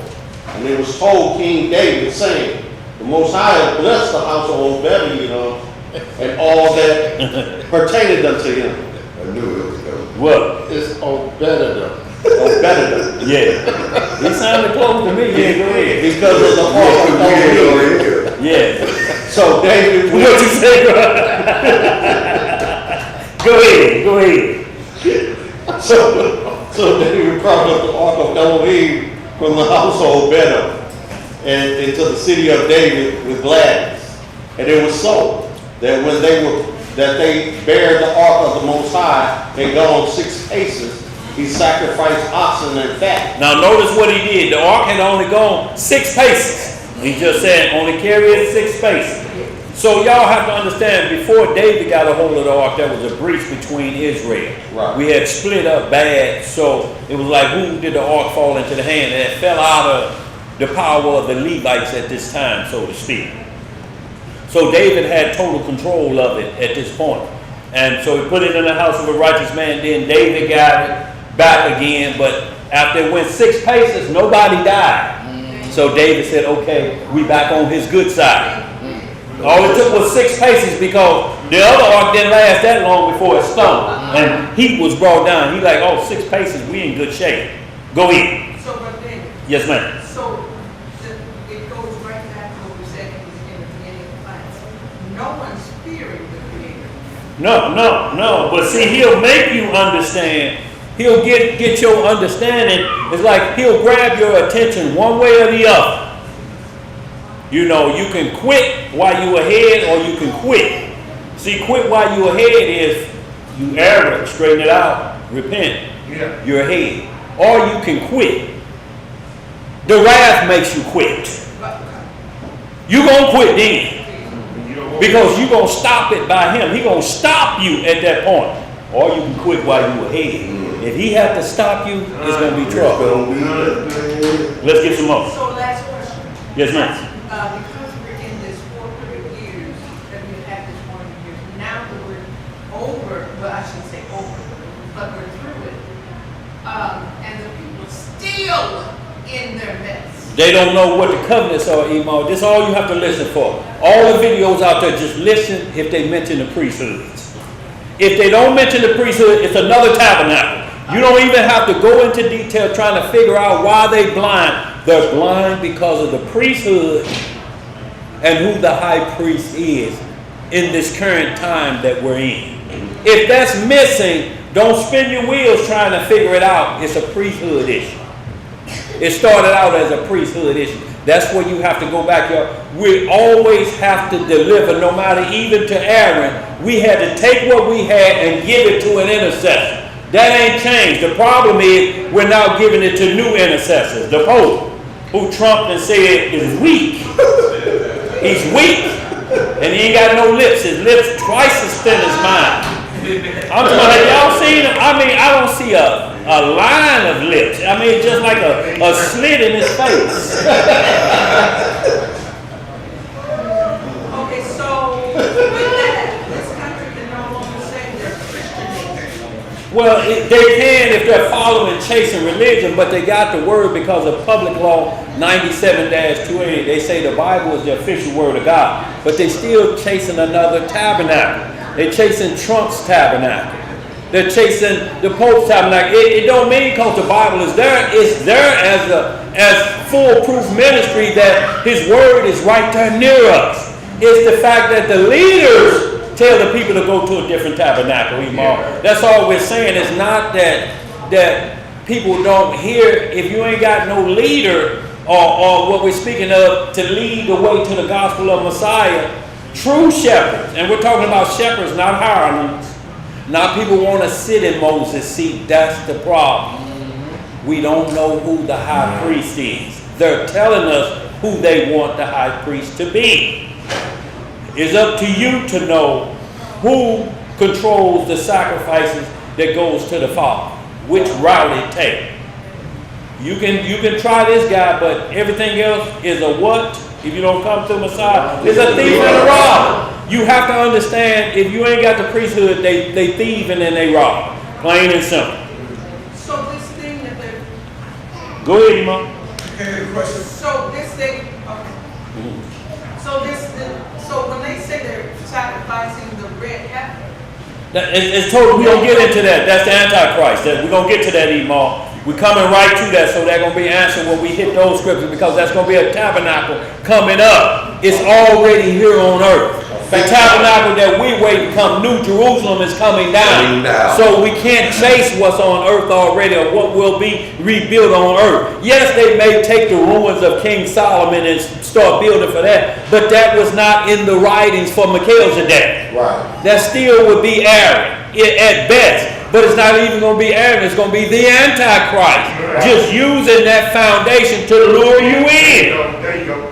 That's all he doing. But if we ain't under the right tabernacle, we ain't looking for New Jerusalem. We're going to run and chase that. And guess who's sitting on the throne up in there? The Antichrist. Because all we hearing is the tabernacle's been rebuilt. Not on earth. Not by the hands of men. That's going to be rebuilt by the hands of men. The tabernacle already exists and don't need to be rebuilt. No. Right. Not New Jerusalem. Remember, Christ said, I will tear down this temple and rebuild it in 3 days. And he wasn't talking about that one. Them ruins still there, ain't they, Elijah? Them ruins still there. Yeah, he wasn't talking about that. He wasn't talking He about was talking about his body. Theo, you had something? Let's roll, y'all. Let's roll. Verse 14. Yeah. And David danced before the Most High with all his might. And David was girded with a linen ephod. Now you see the second dance, y'all, he dancing righteously. He's moving righteously. The dance is acceptable. The first one was a dance of disobedience. And y'all, like, see, and that's why you can't put this script down. Now, we always looked at one dance, didn't we? Right. We didn't know it was a dance of error. Right. You have to keep going over because he revealed more and more as time comes along. So you don't think I know 2 Samuel all the way. No, I thought it was one dance, Elijah. We'll get a little bit of that Numbers 4 where Yes, the sir. law against the Levites. Run it real quick. Go ahead, Elijah, run it. Pull it. Numbers 4. Yes, sir. You know, we like to deal with the laws concerning these things. Numbers 4 is the law of the Ark of the Covenant, the Levitical law. Yes, sir. Yes, sir. Absolutely, Elijah. Yeah, we at verse 14 of the 2 Samuel, so keep your hand on that. 2 Samuel 6:14, but we're going to Numbers 4. Is that where you're going, Elijah? To verse 16 through, well actually, verse 17 through 20. Yeah. Let's run it, y'all. Numbers chapter 4, verse 17. And the Elohim spake unto Moses. Who we speak to? To Moses and unto Aaron. See how we keep dealing with the priests of this time slot. Have y'all seen them deal with anybody else? Why do we keep chasing other people, other tabernacles? It's consistent, ain't it? Let's get some more. You know what? You're going to have to go back up. I thought so. Go back up to 15. Number 4 and 15, y'all. You want to go back up? I was just trying to get right to where. Yeah, just grab right at the point. Because we loaded up. Verse 15. Yeah. And when Aaron and his sons have made an end of covering the sanctuary and all the vessels of the sanctuary, as the camp is to set forward, after that the sons of Kohath shall come to bear it, but they shall not touch any holy thing, lest they die. Lest they what? Lest they die. And Kohath is the son, is Aaron's son. See how we're keeping it in the family life? He can't change. Yeah. It's a boy out of where that boy from that like them special tools he ordered online. He talking about he Kohath. Guerrilla Hebrew, he Kohat. He say he out of this line. But once again, y'all understand what we saying? He trying to bring old tabernacle back into play with his wickedness. But his tabernacle was the strip club. That's where he took him on the Passover. Pass on that strip. That was the tabernacle. That's where they ended up at. Yeah. And he's saying, I'm Kohan. You can chase it if you want to. Guess what? I got beachfront property, excellent hotels, free rental, free Uber in Kinlock. Who buying? I give it to you for the low. I'm sure. Go ahead. Low. Yeah, what you got? Yeah, go ahead. Continuation of 15. These things are the burden of the sons of Kohath in the tabernacle of the congregation. In the what? In the tabernacle of the congregation. And to the office of Eleazar, the sons of Aaron, the priest, pertaining the oil for the light, and the sweet incense, and the daily meat offering, and the anointing oil, and the oversight of all the tabernacles, and of all that are therein is, in the sanctuary, and in the vessels thereof. And the Elohim spake unto Moses, and unto Aaron, saying, Cut ye not off the tribe of families of the Kohathites, from among the Levites. From among who? From among the Levites. But thus do unto them, but they may live. That they may live, and not die. When they approach unto the Most High, the most holy things, Aaron and his sons shall go in, and appoint them every one to his service, and to his burden. How far you want to go down, Elijah? You can stop at 20. Okay. But they shall not go in to see when the holy things are covered. See, they even had a responsibility. They couldn't go into the holies of holies. They had a stopping point. You can't peek behind there. Life is that. And then when you get down to verse 23, it said they had to be 30 years old and upward until 50 years old. That's how you number them. So it was an age limit. Notice Messiah started his ministry 3.5 years from 30 to 33. His ministry starting out, y'all. You had to be seasoned. You had to be an adult with full, understanding of your mental capacity. At 28, they say men have slipped into their slop of manhood. A lot of times they try to attack us at that age, 28. Whether it's sports or whatever it is, they try to take you down at that age. Because they get you soon as you jump into what's considered your manhood. If you look at any of the athletes or however they took them down, it was always during that age time. Also, hit that numbers 79, and also that second witness to them. Burn the ark. Burn the ark. That's what we want. What you got, like 79? Run that real quick. What you got on the Theo? Go ahead. It kind of looked like that Moses was kind of in that time period, the representative of the order of Melchizedek versus Aaron. Aaron did everything physical, but Moses was the one doing everything face to face with the Most High Spirit. Well, and look, that's because there always was an intercessor, and then there's assembly work that's set for everybody else. Like you got Messiah, is the Aaron, so to speak, but on the spiritual level, the Melchizedek order, and then you got the assembly, the church, doing the other body of work. First apostles, then prophets, thirdly teachers, and then that. So it's still the same order set up, but it's who is the high priest and what's the position. You can't say the Messiah and then you push him into Aaron's duties, so to speak. You can't do it. You can't switch it. And that's what they like to do, confuse the priesthood. Then we can slip in whoever we want as a high priest. Like them camps slipped in Ariel, and he told them to go up on that roof in 1999 with Prince Jam. No, they had to take that long walk back down because they listened to a different high priest. It wasn't even after the order of Aaron. Let's get some more, y'all. Let's get caught up. He was just a high priest. He was just a high priest. Elijah, did you hit that Numbers chapter 7, verse 9. Yeah. But unto the sons of Kohath he gave none, because the service of the sanctuary belonged unto them was that they should bear upon their shoulders. If you read further up, that's all I needed. Yeah, If you read further up, you'll see all the tribes were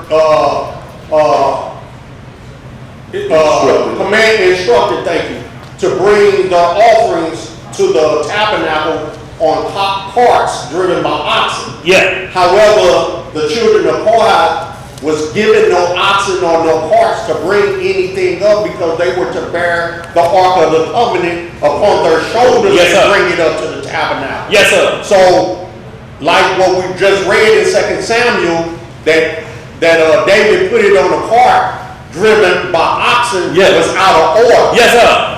Cause who wasn't there? The Kohath, the children of Kohath was supposed to bear it upon their shoulders. Yes, sir. That was the duty of their seed from that day forward. Yes, sir. Just like the children of Gershon was to handle the curtains and the things inside the tabernacle. Stay in your lane. What you Stay in saying? your lane. Each family had a job to do, a specific job to do within the tabernacle. Yes, sir. Like all prophets. Right. All evangelists. All the no, I priests. tell you, no, we got hierarchy. That's what he means We got by a established. family. Yes, sir. Everyone is a member of one body. Yeah. So every member has a duty That's right. to perform. You in 2 Samuel, Elijah 6 and Verse 16. I think? 16. David danced. Yeah. Read 14 again. No, I didn't do 15. And there's the righteous dance now, y'all. The first dance came with some problems. Yeah. He was stanky leg. Literally, you know, it was the wrong dance, y'all. Go in. And verse 14. Yeah. And David danced before the Most High with all his might. Uh-huh. And David was girded with a linen ephod. So David and all the house of Israel brought up the ark of the Most High with shouting and with sound of the trumpet. Same thing as beforehand, but with a different understanding. Go ahead. And 2 Samuel chapter 6, Verse 16. Hold on, let's stretch that mine. You there? You there? Verse 16. And as the ark of the Most High came into the city of David, Michal, Saul's daughter, looked through a window and saw King David leaping and dancing before the Most High. And she despised him in her heart. What did she do? Despised him in her heart. Now this is David's wife, the daughter of Saul. Looked out the window and she saw just a little jealousy kicked in, the maids looking. You know, plus they had said her daddy only killed his 1,000, David had killed his 10,000. So it was a little bit of, you know, hey, look, you're going to have all the eyes of the maids on you. So she just looking through the window, you know, a little disgruntled, and she was displeased in her heart. Like, baby, what she's saying, he belongs to everybody. If y'all understand it from that perspective, he belongs to the nation of Israel. And as we continue on, you're going to see her heart, why she was displeased in her heart about something that she couldn't stop. He's the king. He's responsible for this. And you got these polygamists out here that when they read about when Nathan punished David about Bathsheba, he said, I gave you your master's wives, and I would have given you even more. Do you think they take that and not understanding? Did they think that means he could have his mother-in-law? This is what I want y'all to understand. When Saul died, if you get your master's wives, then your mother-in-law is included. Yeah. And a man can't have, according to the law, his mother and her daughter. You can't take both of them to the bed chamber. Especially a king. Especially a king. So the Most High was telling you when I gave you a master's wife, and we keep reading, it said, to take control of the household, you have to take care of your mother-in-law. Provide for. That don't mean you can lay down with it, because you know what that opened the door for? Who is Solomon's mom? Who is Solomon's mama, y'all? Bathsheba. If that law existed, then when David died, guess who Solomon get? His own mama. Y'all understand? So you can't have a law that gonna make you an MF. Right. But they'll take it because they want polygyny so bad that they'll say, well, he told me he could have his mother-in-law. Don't go for that, y'all. They're trying to pull women into a tabernacle, into a different household. You're going to stack them up in there, and all it's going to be is a lot of big cat country. That's all I'm going to say. Let's get some up.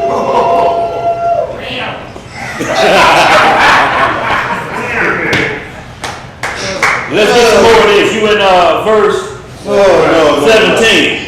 I ain't do 17, verse 17. And they brought in the ark of the Most High and set it in its place. In the midst of the tabernacle. In the midst of what, Elijah? The tabernacle that David had pitched for it.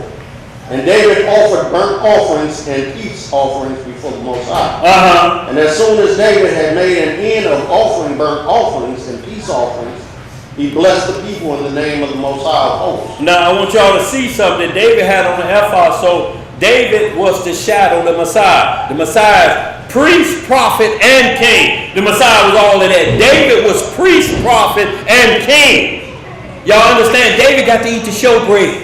That was only for the Levitical priest only because he was the shadow of Messiah. Priest, prophet, and king. David prophesied. David was in the role of a priest several times. He's offering gifts right here as a priest. Y'all understand? Keep the people in place they're supposed to be for the shadow.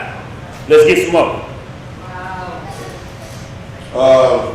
19. And he dealt among all the people, even among the whole multitude. Even among the what? The whole multitude of Israel. As well to the women as men. I thought only the fathers of the house. Who we say right here he dealing with? Run it again, Elijah. And he dealt among all the people.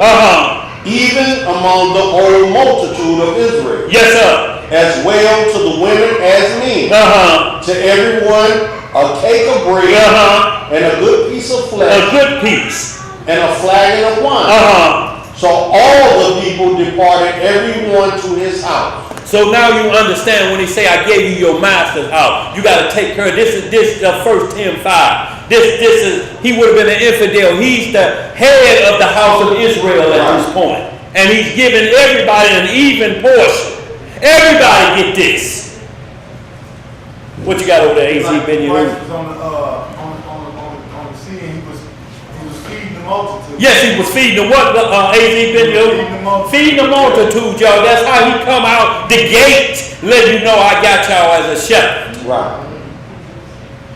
But not only this, David had what was right there ready for him. You're going to see a different power here. You're going to see supernatural happen right here. You're going to see 5 loaves and 2 fish. Watch what it's going to do. Right. Watch who it's going to feed. Watch the work. Watch Melchizedek work. Did you finish that up, Elijah? Run that on that. Then David returned to bless his household. And Michal, the daughter of Saul, came out to meet David and said, how glorious was the king of Israel today, who uncovered himself today in the eyes of the handmaids of his servant. Yeah. As one of the vain fellows shamelessly uncovers himself. So see, because David dealt with Israel first because he's the king, first the people, then your personal life. Right. She wanted him to come home first and, cuddle up with me and then go deal with Israel. No, that ain't the way it goes. That was the role of a priest. Atone for the people and you before everything. Before everything.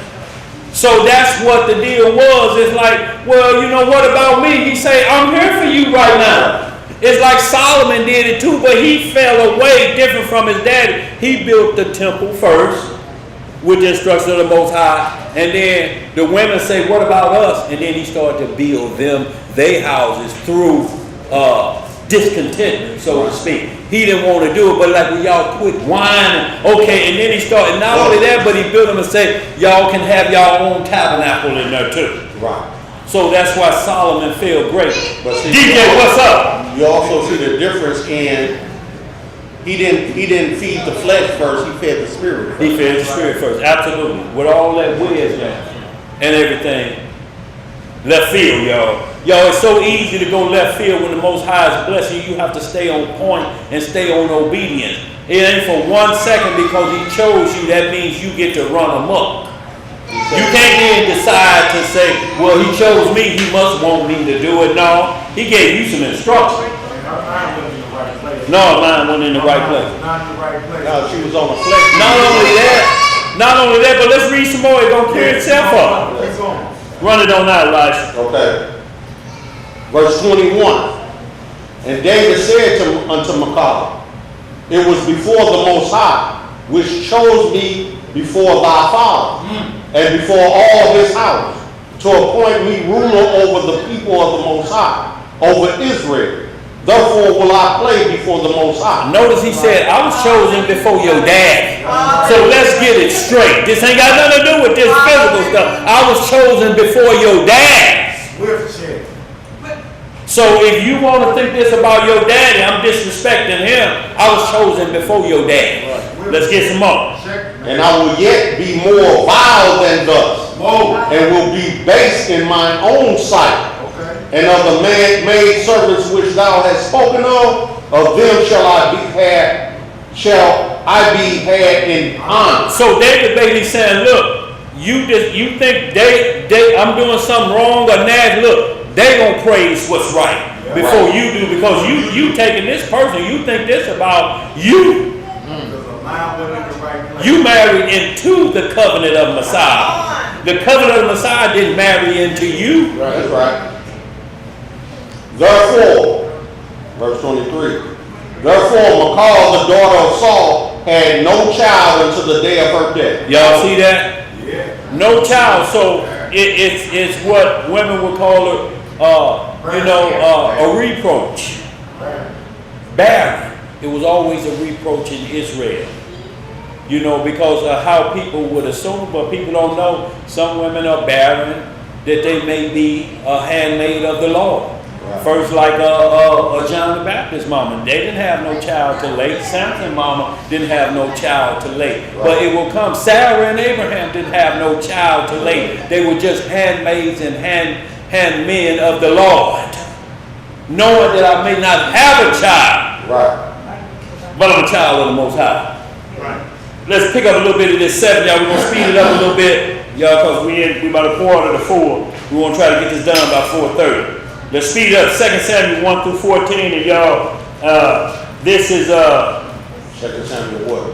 7. Yeah. Same 2 Samuel. We're just going to the next verse. We just going because just 1 through 10, and we're gonna see that David said, "I'm not doing this for me. I know who's coming, the high priest after this altar. Right. He's coming. David was always talking Melchizedek. When he was able to eat the showbread, Saul couldn't eat the showbread, and he was the reigning king at the time. Right. Let's get some more. The book of 2 Samuel, chapter 7 and verse 1. What it say? And it came to pass, when the king sat in his house, and the Most High had given him rest round about from all his enemies, that the king said unto Nathan the prophet, See now, I dwell in an house of cedar, but the ark of Yahweh dwelleth within curtains. And Nathan said to the king, Go, do all that is in thine heart, for the Most High is with thee.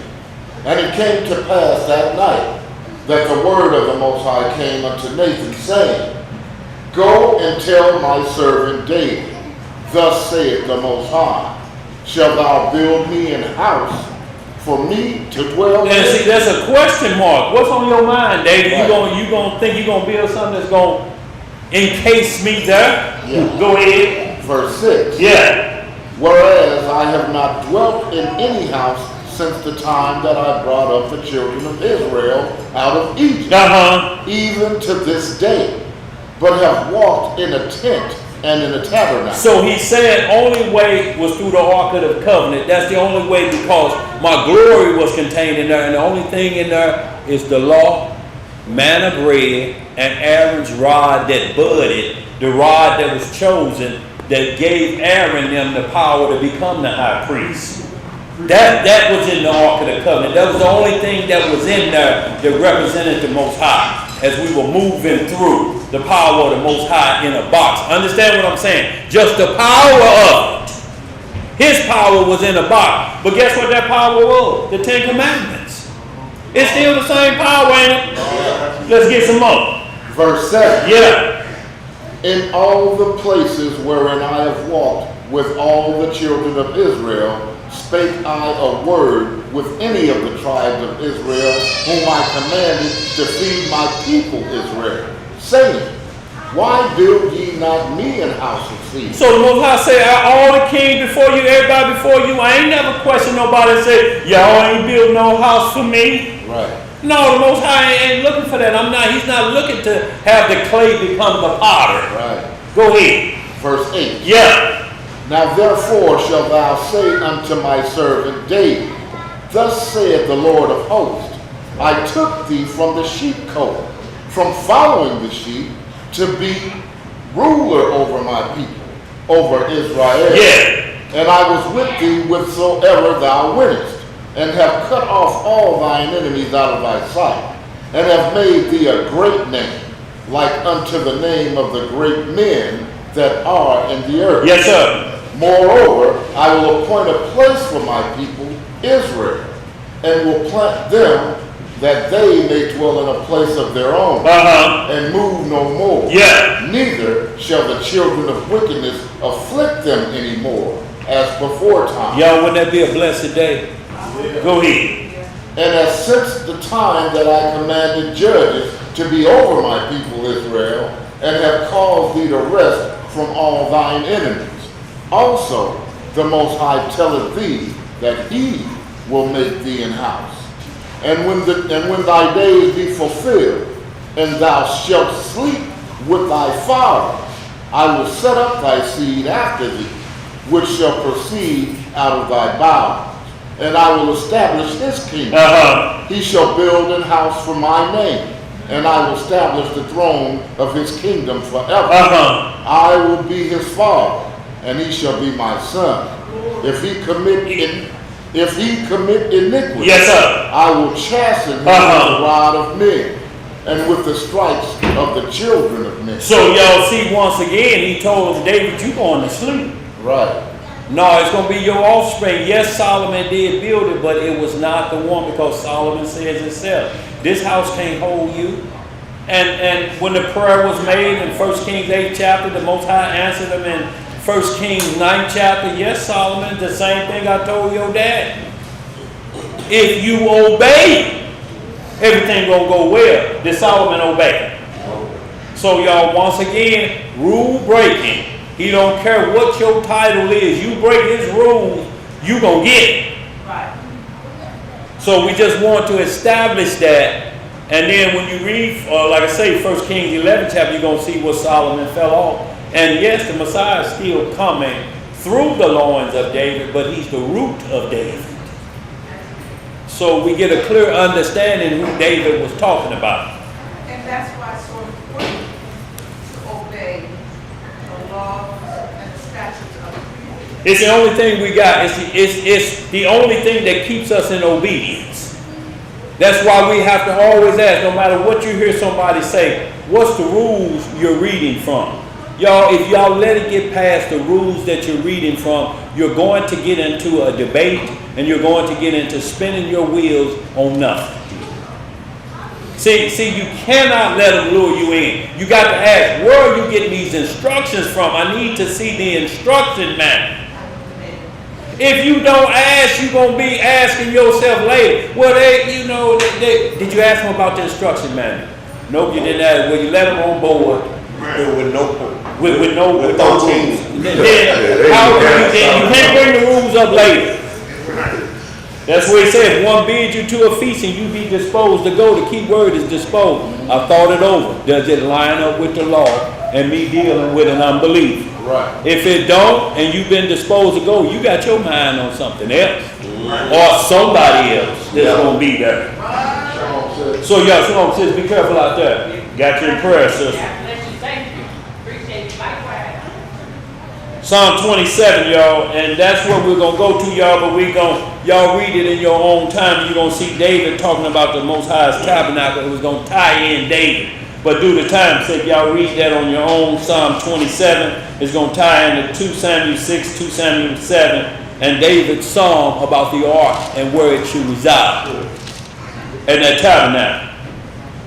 Psalm 27. But y'all, we're going to get right to it because we want to get to the Messiah while we got a good 40 minutes, y'all.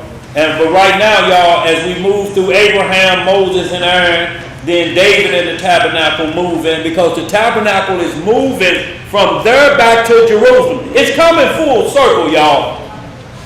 Look, the Garden of Eden, that tabernacle where Messiah and the Father grew up. Shalom, John. Shalom, Sister Ruth.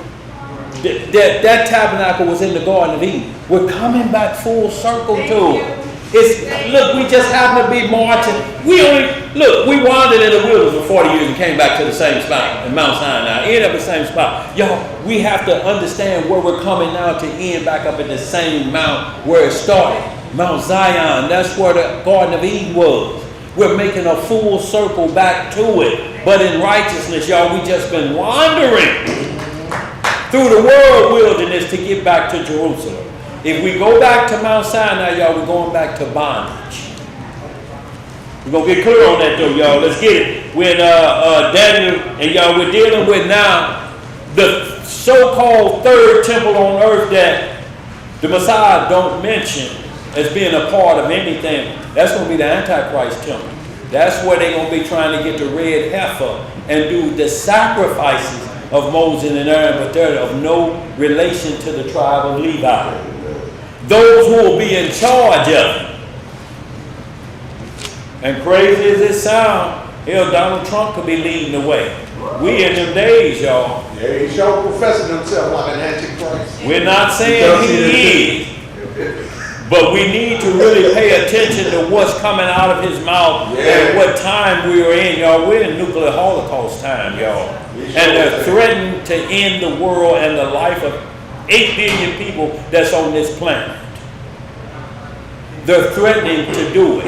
He feels like God. He feels I have the control and power to be like God, to end all flesh on earth. He said he was just helping people on that picture. Boy, he's a doctor. He's the doctor.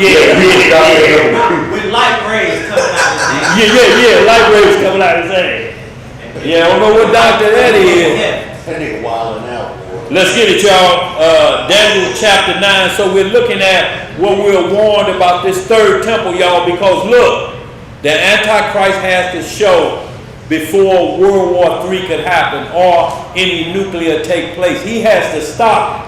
If nuclear take off right now, we're going to be thrust into the second coming. If they threat nuclear war, wars and rumors of wars, and the Antichrist set up shop, then we know the second coming is going to happen as prophesied according to all the prophets. But if there be no flesh saved, he's going to shorten the days. So y'all, it's going to go down one way or the other, but it's going to come down to its completion. If he attempt to destroy everything on planet Earth, the second coming going to happen then. If Trump is just selling wolf tickets like he's doing now, the Antichrist is ready to show up, y'all. And he's going to be sitting at the temple that everybody going to say, see, it's rebuilt with man's hands, y'all. Yeah. Don't y'all understand what he's saying? We're going to rebuild Gaza. We're going to rebuild this. He's saying by the hands of men. We're going to do it better than God. Don't look for no third temple on this earth that will be built by the hands of men, y'all. Let's get it. Is any man trying to be better Yes, it than is. God? Yes, it is. That's what they're trying to do. Look, the Rockadushi say, look, that house y'all living in out in Goshen, we got some rehab projects that's going to look like the kingdom. And people fell for it. Yeah. They did fall for it. Y'all, people going to fall for this third temple. And look, they sacrificing though.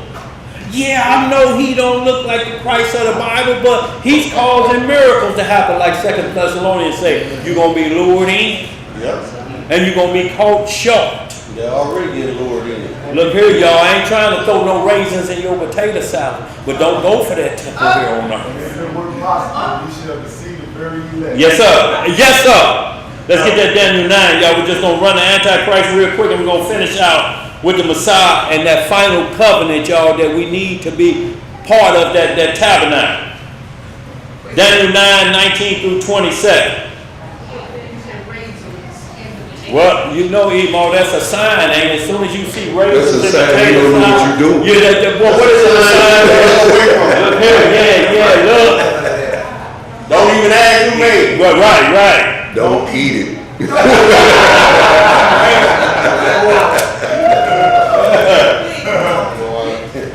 Especially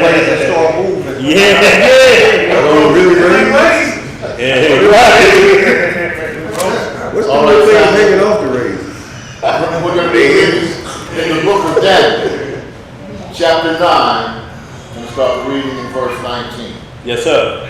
I tell you what, drop it down, y'all. Go ahead, 19. Yeah, we gotta get that on something. Go ahead. Verse 19. Yeah. O Lord, hear. O Lord, forgive. Yes, sir. O Lord, hearken and do. Defer not, for thine own sake, O my Elohim. Yes. For thy city and thy people are called by thy name. See, we're a city and a people, y'all. Because wherever we move in righteousness to some place, we bringing a whole city with us. Y'all understand? It ain't the location. It's when we get to the location, we make it a city. But we're a traveling city. Yes. If that makes sense. Yeah. Let's get some more. Verse 20. And while I was speaking and praying and confessing my sin. What was Daniel doing? Speaking and praying and confessing my sin and the sin of my people Israel, and presenting my supplication before the Most High my Elohim for the holy mountain of my power. Yes, sir. Yes, while I was speaking in prayer, even the man Gabriel, whom I had seen in the vision at the beginning, being caused to fly swiftly, touched me about the time of the evening oblation. And he informed me and talked with me and said, O Daniel, I am now come forth. I am now come forth to give thee skill and understanding. At the beginning of thy supplications, the commandment came forth, and I am come to show thee, for thou art greatly beloved. Yes, sir. Therefore, understand the matter and consider the vision. Y'all see how we ain't never had to figure nothing out for ourselves? It interprets itself. Go ahead. Verse 24. 70 weeks are determined upon thy people and upon thy holy city to finish the transgression. See what is going to finish what? The transgression. And to make an end of sins, and to make reconciliation for iniquity, and to bring in everlasting righteousness, and to seal up the vision and prophecy, and to anoint the most holy. Yes, sir. Know therefore and understand that from the going forth of the commandment to restore and build Jerusalem unto the Messiah, the prince shall be 7 weeks, and 62 weeks. The street shall be built again, and the wall even in troublous time. Yes, sir. And after 62 weeks shall Messiah be cut off, but not for himself. And the people of the prince that shall come shall destroy the city and the sanctuary, and the end thereof shall be with a flood, and unto the end of the war desolations are determined. Yes, sir. And he shall confirm the covenant with many for 1 week. Yes, sir. And in the midst of the week he shall cause the sacrifice and the oblation to cease. And for the overspreading of abominations he shall make it desolate, even until the consummation, and that determined shall be poured upon the desolate. So it's talking about chaos during that third temple and the Messiah being cut off. So y'all, this rebuilding of the Antichrist temple, y'all, started when the Messiah was cut off. When he said, I'm going to rebuild this in 3 days, he wasn't talking about that physical temple. No, that's going to start to rebuild after a certain number of days, 1,000 years, y'all. We're coming up on 3,000 years that was destroyed. And it's going to be rebuilt through the Antichrist and those governing powers that rule planet Earth. That's going to call themselves ruling planet Earth, y'all. And they on their way. They're on their way. 3.5 years. What you talking about? Noah? Exactly, Noah. So y'all, let's move it on up. 2 Thessalonians 2. We just going to read a couple verses. Y'all read all that. And we just going to read a little bit in Matthew 24. So we know that the Antichrist is going to try to build a third temple on earth. Don't go to that tabernacle under no circumstances. Don't go to that tabernacle. But I'm hungry. Go ye not. I have told you, if they say he up there, do what? Go ye not. Go ye not.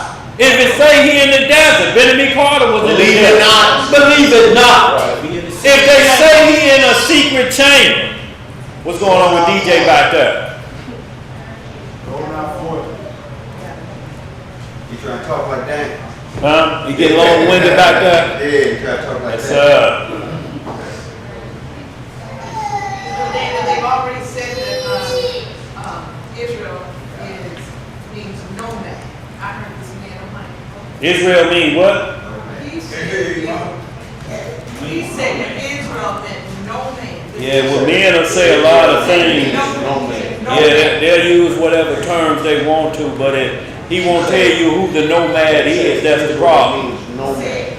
See, the key is, who is he saying the nomad identifies as? We don't care about him saying that, but you got to make an identity. Like everybody's saying, Revelation 2 and 9 and 3 and 9, they're not the real Jews, but no one has yet bit the bullet and say who he is. I'm talking about just to the point that where CNN, Fox News, and everybody, the high channels, the Daily Mail is saying.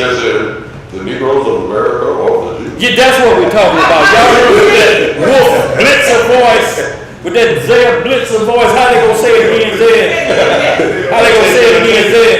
This is just it. This just me. Tom Brokaw.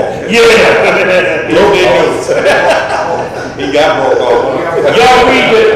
Y'all, we just gonna read a little bit more of the Antichrist building.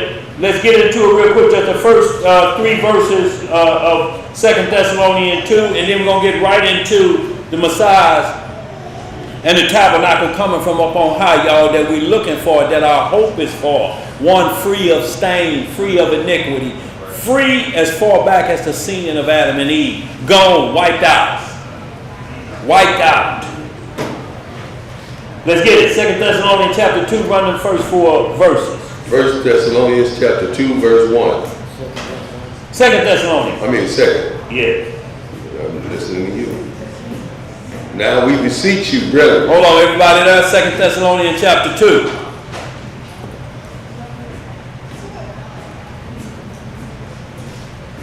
Everybody good? Let's go. Too bad I'm looking out there on question. So far, so good. Yes, sir. 2 Thessalonians chapter 2, verse 1. What it say? Now we beseech you, brethren, We beg you, brothers. Go ahead. by the coming of our Lord Jesus Christ, and by our gathering together unto him, The great gathering. that ye be not soon shaken in mind, or be troubled, neither by spirit, nor by word, nor by letter as from us, as that the day of Christ is at hand. Let no man deceive you by any means. Read that again. Let no man deceive you by any means. So if it's called deception, if you could prevent it, then that means just don't be looking to be somebody's fool, because you know you're being deceived. Nobody in here ever got deceived and didn't know it. You just didn't listen to your first voice. Because when you were alone, what you say, damn, I should have listened to what? But you wanted to believe a lie. You wanted to believe that. There You was a lust wanted in to you be that went deceived. that way. Deception always comes with a percentage of truth. And then it tells a lie. Truth is an absolute. Right? Go ahead, bro. Just like Elder G.O.G. said, a partial truth is a whole lie. Boy, look here. It is. How you gonna tell your mama say, yeah, I hear Leroy been over here when I go to work. You ain't pregnant, is you? Just a little bit, mama. That ain't even a lie. Go ahead, brother. Not all the way. Go ahead, brother. Verse 3 again. Let no man deceive you by any means, for that day shall not come, except there come a falling away first, and that man of sin be revealed, the son of perdition. The son of lawlessness.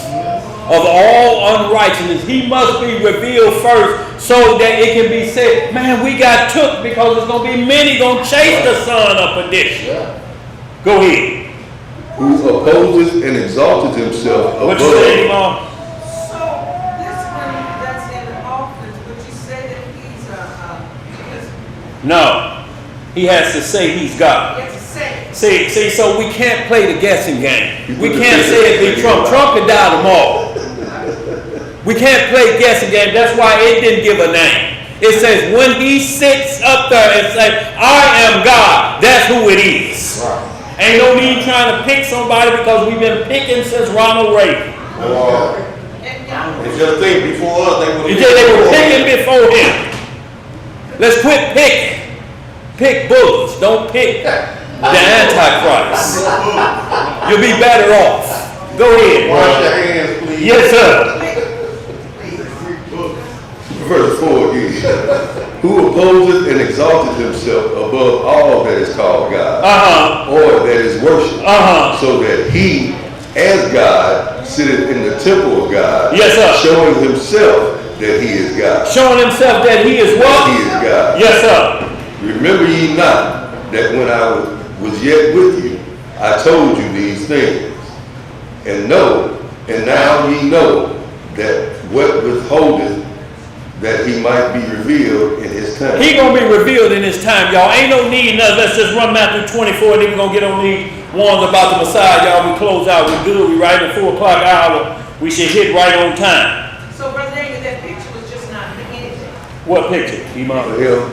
Yeah, he would have said, I'm God. Yeah, Instead of, but "I'm a notice doctor." he didn't say it. I'm He just said, a I'm a doctor doctor. helping people. Long way from the room. Y'all notice what he said. He got out of it. The temple ain't built. Yeah. He's not sitting in it. He's not doing fake miracles and things of that nature. He ain't done nothing but got on social media And sell wolf tickets. you know. I could have made that picture. Yeah. And sell wolf tickets. Y'all, so don't go for what he ain't said. He ain't said I'm God. He just denied it, even being white Jesus. He denied that.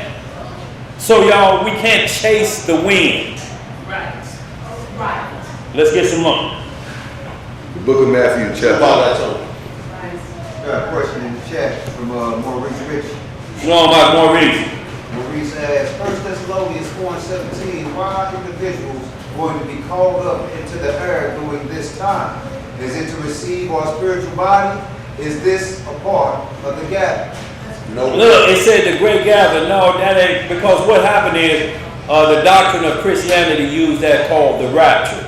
Pre-tribulation escape. That's what they used, but guess what? When they started First Thessalonians, 13:4, 13 through 16.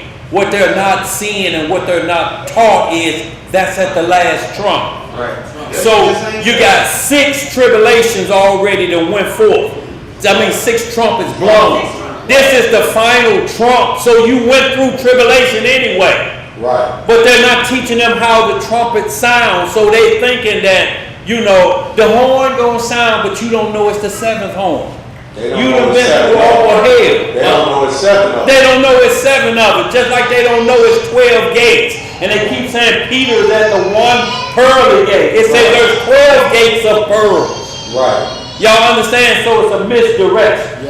I got an aunt, she did put a post up. She was speaking on the coming of Christ, and she was on it, all the way down. It was a long paragraph, and then at the end she said that she was going to be gone, and everybody left her. It was going to be a tribulation. Yeah. So look, it's the same thing, but the gathering in the cloud with him is like when the Messiah was lifted up when he went to the Mount of Olives, and the cloud received them out of their sight. Y'all understand? That's the same deliverance, y'all, because we're into nuclear holocaust. Y'all, if they see that before they give it up, y'all, that's what's going to save us, y'all. That's why they had the movie Independence Day. And y'all, if y'all really want to see a movie that depicted perfectly, get a movie called Cosmic Slop. And I'm telling you, this is about so-called UFOs, but we call them IFO, identical flying objects, because the Bible describes them. It's when all Hebrews are picked up and all other races are left. And now they're trying to put on blackface. They're trying to put on things so they can be chosen. But if y'all watch the movie Cosmic Slop, y'all won't understand it perfectly.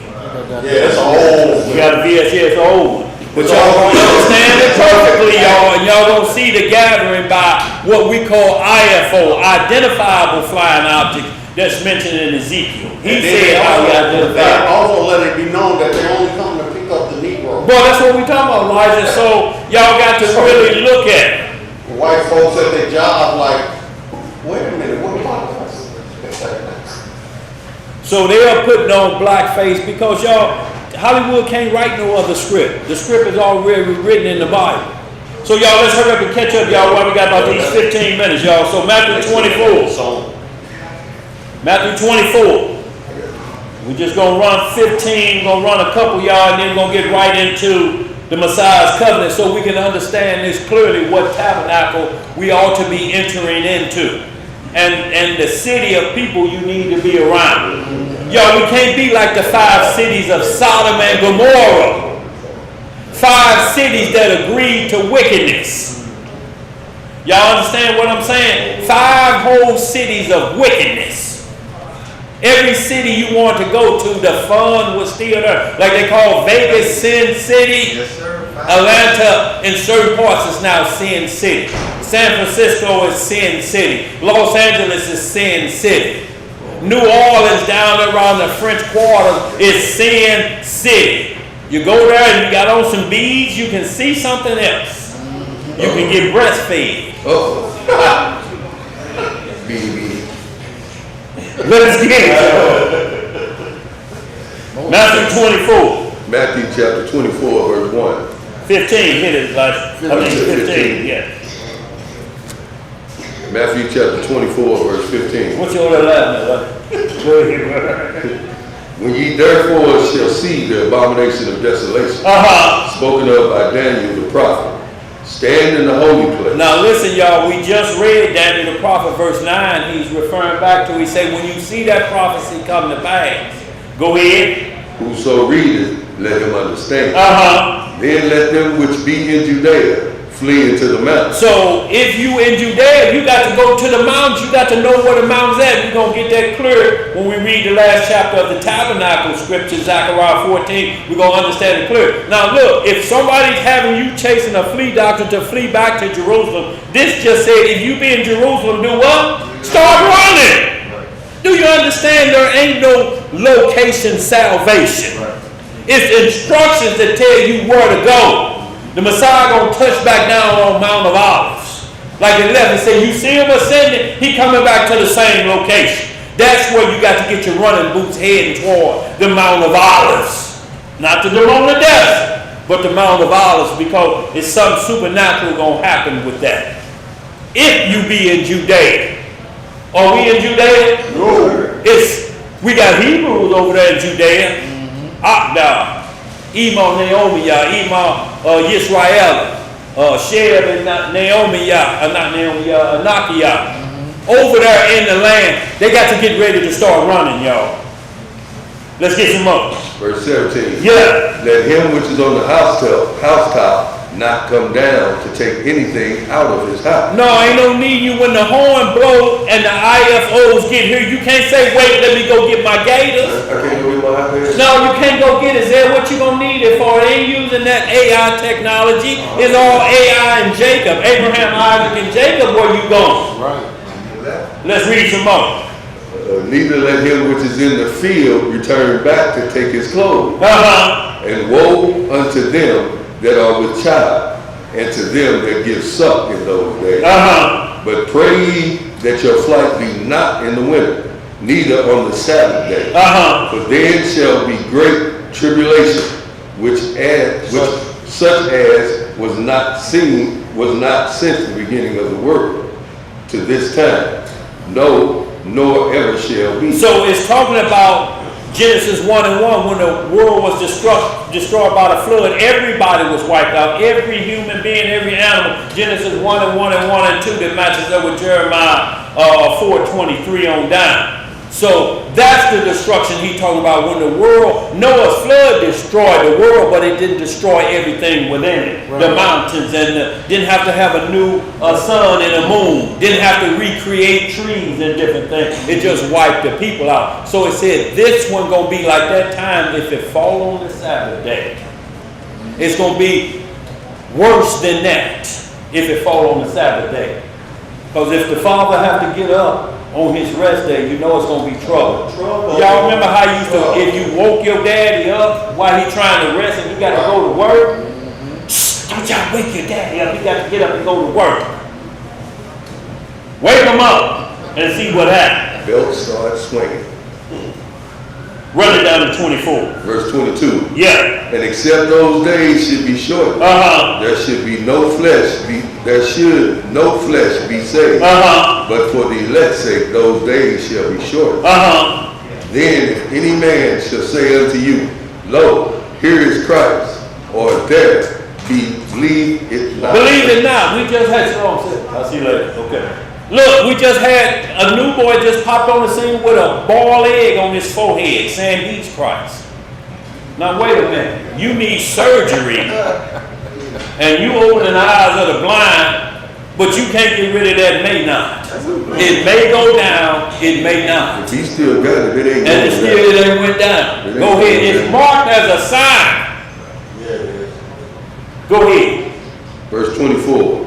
For there shall arise false Christs and false prophets, and shall show great signs and wonders, insomuch that if it were possible, they shall deceive the very elect. Like we just read 2 Thessalonians, he's going to show great signs and wonders, the Antichrist, with those satellites. It won't be miracles, it's going to be doing everything through satellite work. Go ahead. Just run it to 26. Verse 25. Behold, I have told you before. Yes, sir. Wherefore, if they shall say unto you, Behold, he is in the desert, go not forth. Yeah. Behold, he is in the secret chamber, believe it not. For as the lightning cometh out of the east, and shineth even unto the west, so shall also the coming of the Son of Man. So that's what we're going to see, y'all. We're going to see a lightning bolt look like it's coming from Jerusalem, passing through Kansas City. A bolt of lightning so powerful. Look, we're running a house and we see lightning strike a tree. Now I'm talking about a bolt of lightning that's going to light the world up like Genesis 1 and 1, 1 and 2. The light that was before the sun and the moon was created on the fourth day. Well, I heard one Thursday that shook me to the core. Yes, sir. And look, I saw the light. Look, like, oh, and that's just in our neighborhood. Look, that's just in our neighborhood. Yeah, that was just. No, we ain't talking about the worldwide. I thought it hit something around the corner. I'm looking at the corner. We're getting going, didn't you? Yeah. Y'all, let's speed this up, y'all. We're going to get right into the Messiah so we get into the right tabernacle. Where DJ going? Y'all watch DJ. DJ got no car keys, dude. Let's get it. We dealing with the Messiah now, the final tabernacle that we should be a part of, y'all. And the tabernacle is the city of the people. So we looking to see if you're a resident of this HOA. Right. We're listening. We're trying you by the spirits that come, you know, the fruits that come out of your mouth. Try the spirits and see if they belong in the city or if they're part of the city. John 1 through 4. We're going to hit 1 Peter. We're going to hit the Hebrews, y'all. And we'll touch on just the Revelation. But we got to end with the Zechariah 14. So it's going to answer a lot of questions on why they have to flee to the mount if you be in Jerusalem. If you be in Jerusalem. Right. It didn't say you need to be there. It say if you be there. But if you're at the other two locations, you ain't supposed to move it off. What are you saying? If you're doing house time, you ain't supposed to come down. You ain't supposed to come down. Look, so because everything is taking place in Jerusalem, y'all. All the nuclear warheads are pointed there, not here. Right. They're pointed there that if the Antichrist can't have his way, he said, I'm going to blow it up. I'm going to start with Jerusalem. I'm going to blow up the navel of planet Earth, y'all, because your navel is where your immune system is. It's where your health is at. Our health comes from the navel of planet Earth, Jerusalem. It's the navel. It watered everything else. All the instructions come from. Let's get it, y'all, real quick. Then you said, neither let him which is in the field return back to take your clothes. No. You don't need none of them filthy garments in the kingdom. You only moving if you want to No, stay. you ain't gonna be rocking Gucci in the kingdom. No, that's for now. Enjoy these fabrics now. But it's just like he said, don't worry about what you should take for your job. Yeah, but you gonna wear different clothes, y'all. Be ready, prepared in your heart. Yeah. Enjoy these because he dressed us with these clothes. He said silken things from Egypt. So yes, worldly clothing now, but y'all, when we get back, you can't have no labels in your car. What you got over there, Noah? What you saying, Noah? Oh, we were? In the third temple. No, it ain't started yet. It has to be rebuilt. That's where they gonna knock down that dome of the rock to where Ishmael got a spot. They gotta move it out of the way. So y'all, they could have it built already up underground with hydraulics and different things, ready to spring up because they want to make it seem like New Jerusalem coming down. But it won't be coming down, it'll be springing up from the earth. That's the first tip off. Right. It's coming from underground. Yeah. Where's the son of perdition coming from? Out of the bottomless pit. Let's get it. John 1 through 4. So we can understand what priest we under, y'all. You got to know your priest. Don't let nobody send you to another priest. Because they just high. They ain't the high priest. Trump just say he gonna sign an executive order that he gonna allow hallucinogenics to be legalized. Mushrooms coming on the scene. Lysergic acid diethylamine gonna be on the regular. LSD. Yes, sir. Because they don't believe it here. Right. Let's run it, y'all. John 1 through 4. Who got it? Yep. John chapter 1, verse 1. In the beginning was the Word. And where was it at? Where? In the beginning. In the beginning. Go ahead. And the Word was with Elohim. Yes, sir. God. And the Word was God. The same was in the beginning with God. All things were made by him, and without him was not anything made that was made. In him was life. What was in him? Life. And the life was the light of men. And the light shineth in darkness, and the darkness comprehended it not. And then it go on to say John of the tribe of Levi introduced the word of the Most High. So let's run it real quick, y'all. We're going to get ready to close out 1 Peter 2 because we're seeing who is the intercessor and we're going to see who the city is. 1 Peter. Because the city has to have people to bring their sacrifices to the intercessor. 1 Peter 2, 1 through 9. Let's run it real quick, y'all. We're going to get on out of here. 1 Peter chapter 1 Peter chapter 2, verse 1. Hold your hand up if y'all there.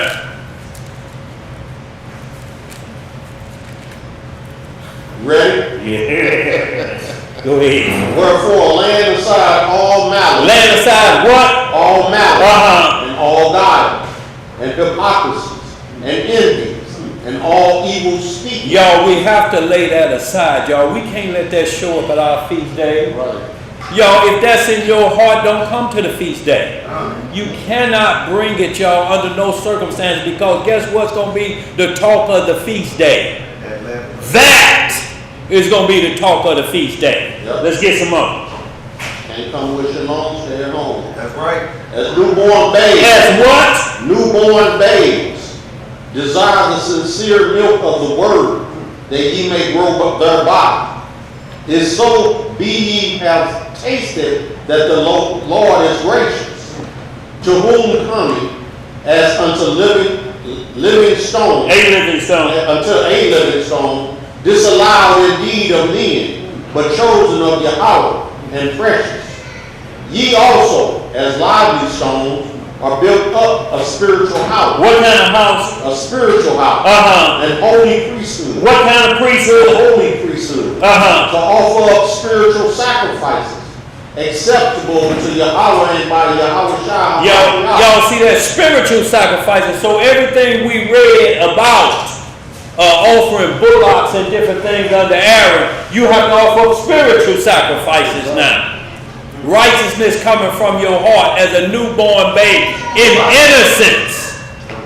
Go ahead. Wherefore also it is contained in the Scripture.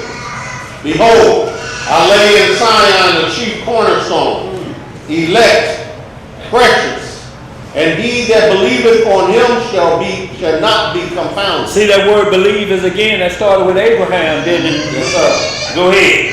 Unto you therefore which believe, he is precious. He is what? Precious.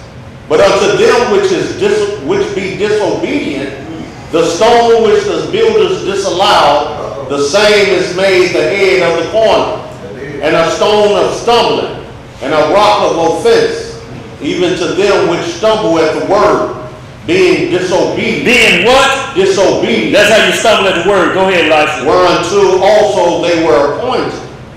But ye are a chosen generation, a royal priesthood, an holy nation, a peculiar people, that ye should show forth the praises of him who have called you out of darkness into his marvelous light. Let's speed it on up. Y'all read the rest of that. Hebrews chapter 8, verse 1 through 6, so we can understand this high priest that called us into this marvelous light. Why would you go back into the darkness of a naysayer? Of somebody who can't get a bump off their neck nor a knot off their forehead? Why do you want to believe that? Isaiah 30 and 10. Yeah. Hebrews 8. I'm talking about just scratching and talking like, you know how Hustle Man always be doing when Morgan scratch. He always scratch like this. Hustle Man, I ain't Hustle Man, that you know my brother Byron. Yeah. Hebrews 8, 1 through 6. The book of Hebrews, chapter 8 and verse 1. Yes, sir. Now the things which we have spoken, this is the sum. This is the sum, y'all. We wrapping it up. We have such an high priest. What do we have, bro? Such an high priest who is set on the right hand of the throne of the majesty in the heavens, a minister of the sanctuary and of the true tabernacle. What kind of tabernacle? The true tabernacle, which the Most High pitched and not man. So don't go for that third temple, y'all. Man gonna pitch that. Go ahead. Verse 3. For every high priest is ordained to offer gifts and sacrifices. Wherefore it is of necessity that this man have somewhat also to offer. For if he were on earth, he should not be a priest, seeing that there are priests that offer gifts according to the law, who serve unto the example and shadow of heavenly things, as Moses was admonished of Yahweh when he was about to make the tabernacle. For see, saith he, that thou make all things according to the pattern showed to thee in the mount. But now hath he obtained a more excellent ministry, by how much also he is the mediator of a better covenant, which was established upon better promises. Yes, sir. That's what you wanted. Yeah, y'all read the rest of that. Tell you what, go and run that down to verse 8. Yeah. Verse 7. Yeah. For if that first covenant had been faultless, then should no place have been sought for the second. So if they still chasing Aaron, Aaron should still be in existence. Exactly. Shouldn't be talking about Melchizedek. Go ahead. Verse 8. For finding fault with them, we say. He didn't find fault with the law. Who he say he found fault with? Aaron. With Aaron and them. Yes, sir. Go ahead. He saith, Behold, the days come, saith the Most High, when I will make a new covenant with the house of Israel and with the house of Judah. Not according to the covenant that I made with their fathers. Hey, y'all tell the DJ down out there. Go ahead. In the day when I took them by the hand to lead them out of the land of Egypt, because they continued not in my covenant, and I regarded them not, saith the Most High. Read that verse 10. For this is the covenant that I will make with the house of Israel after those days, saith the Most High. I will put my laws into their mind and write them in their heart. And I will be to them an Elohim. Right. And they shall be to me a people. Yo, so now let's just run real quick. Hebrews 10. 9 through, we ain't gonna run all of that, but Hebrews 10, because that's gonna be final up. And he also said the same thing. Y'all mark this down as a second witness, Jeremiah 31 and 31, that where he says the same thing. I'm gonna make a new covenant. It's gonna read the same exact way. Jeremiah is not changing from the author who wrote Hebrews. There's no change in it. And it's gonna tell you the same thing, because the people trip. Let's run that 10. Start at 9. Start at verse 9. Yeah. Verse 9. Then said he, Lo, I come to do thy will, O Yahweh. He taketh away the first, that he may establish the second. By the which we are sanctified through the offering of the body of Yahweh Mashiach, once for all. And every priest standeth daily ministering and offering oftentimes the same sacrifices, which can never take away sins. You get up under somebody else, they talking that noise, they can't never take away sins. You still in your sin. Exactly. If you believe the Pope can do it, you still in your sin. Just believing he can do it. Just believing it drives you even deeper, bro. Absolutely, too bad. Go ahead. Verse 12. Yeah.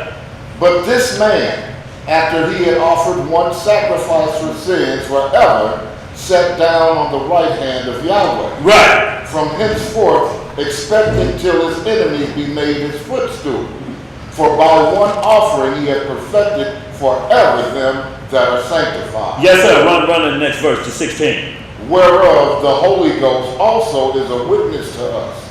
For after that he has said before, this is the covenant that I will make with them after those days, saith the Most High. I will put my law into their hearts, and in their minds will I write them. Read that verse 17. And their sins and iniquities will I remember no more. You can't put that trust in nobody. If somebody tell you I done got rid of your sins, you can believe it if you want to. I got condos for sale down on the Mississippi River. He said law. Mississippi. You had anything else? No, I want to get to Zechariah 14 real quick. And then just point to Revelation, y'all. We'll close out because Zechariah is the final of the tabernacle, y'all, that we look for. It's the prophecy. That's why when you hear somebody, he done away with the laws, it says also, and the prophecy, but he never say I done away with it.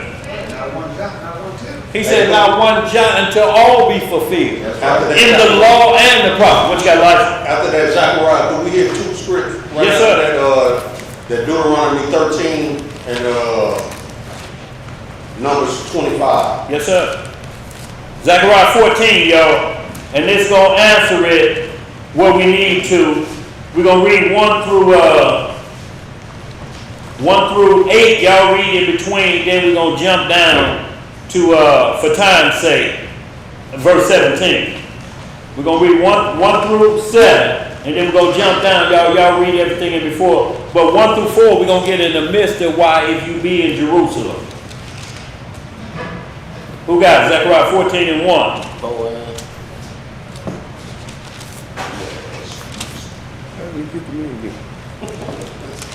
You read 1.5. Yeah. Let's get it, y'all. We're going 14 and what? 1. 1 through 4 and then Zechariah chapter 14 verse 1. Behold, the days of the Lord coming. What day is coming? The day of the Lord coming. And thy spoils shall be divided in the midst of thee.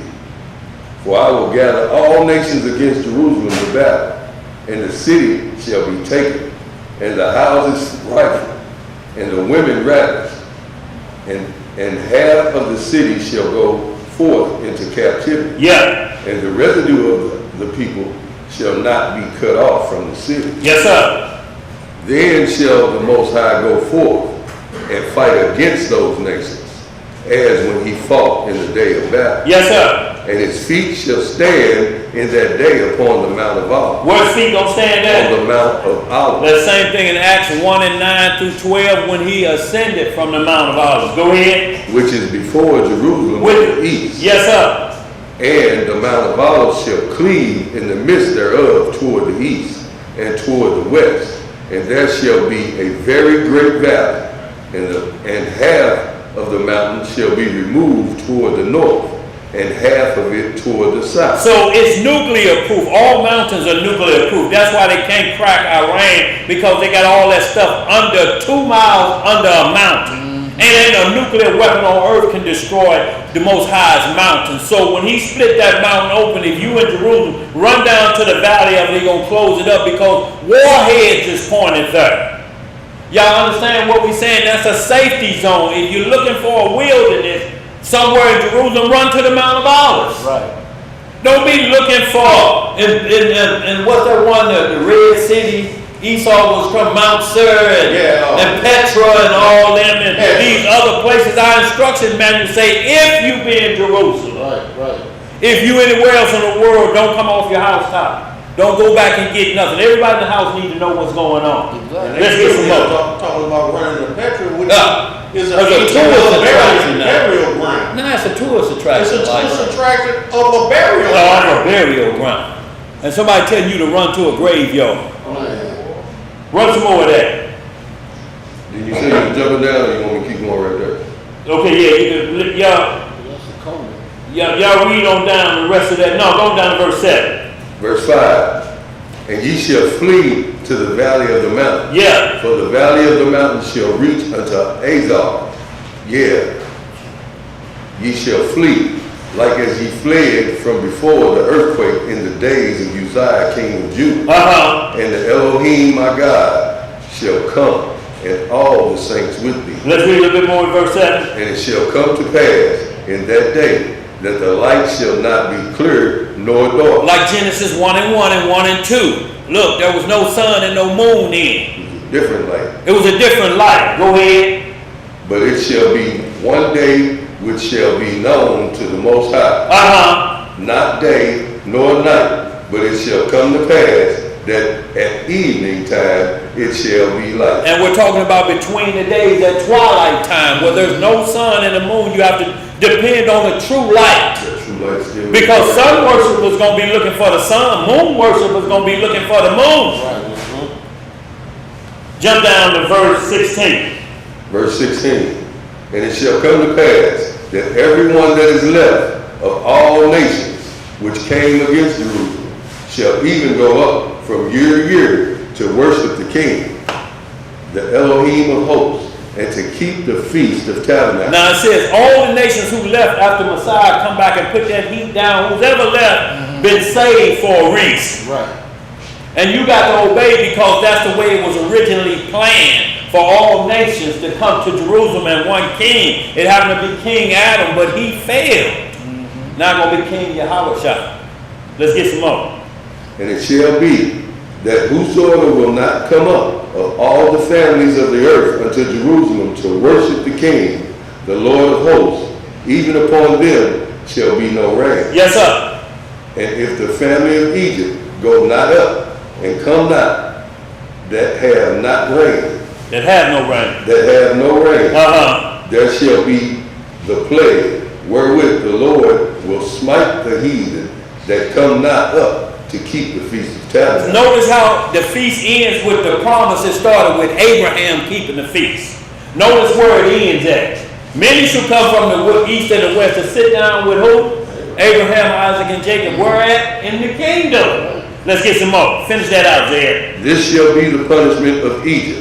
And the punishment of all nations that come not up to keep the Feast of Tabernacles. And they got to come up and do what? Keep the Feast of Tabernacles. In that day shall there be upon the bells of the horses holiness unto the Lord.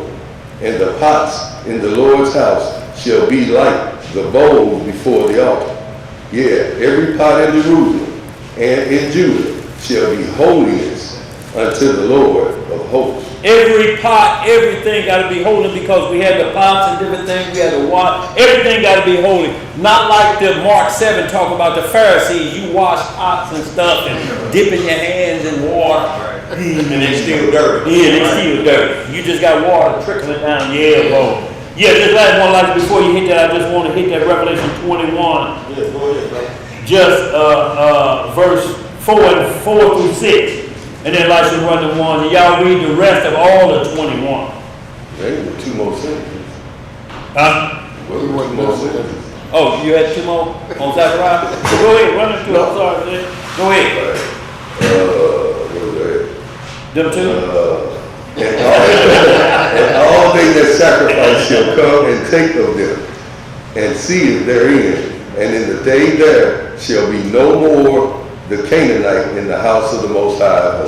Because he gonna change the name of the landmass, and you read in Leviticus 19 that you can't change a landmark. That's why it's still called Magog. That's why it's still called the land of Canaan. Even though Jerusalem, the name will be changed then.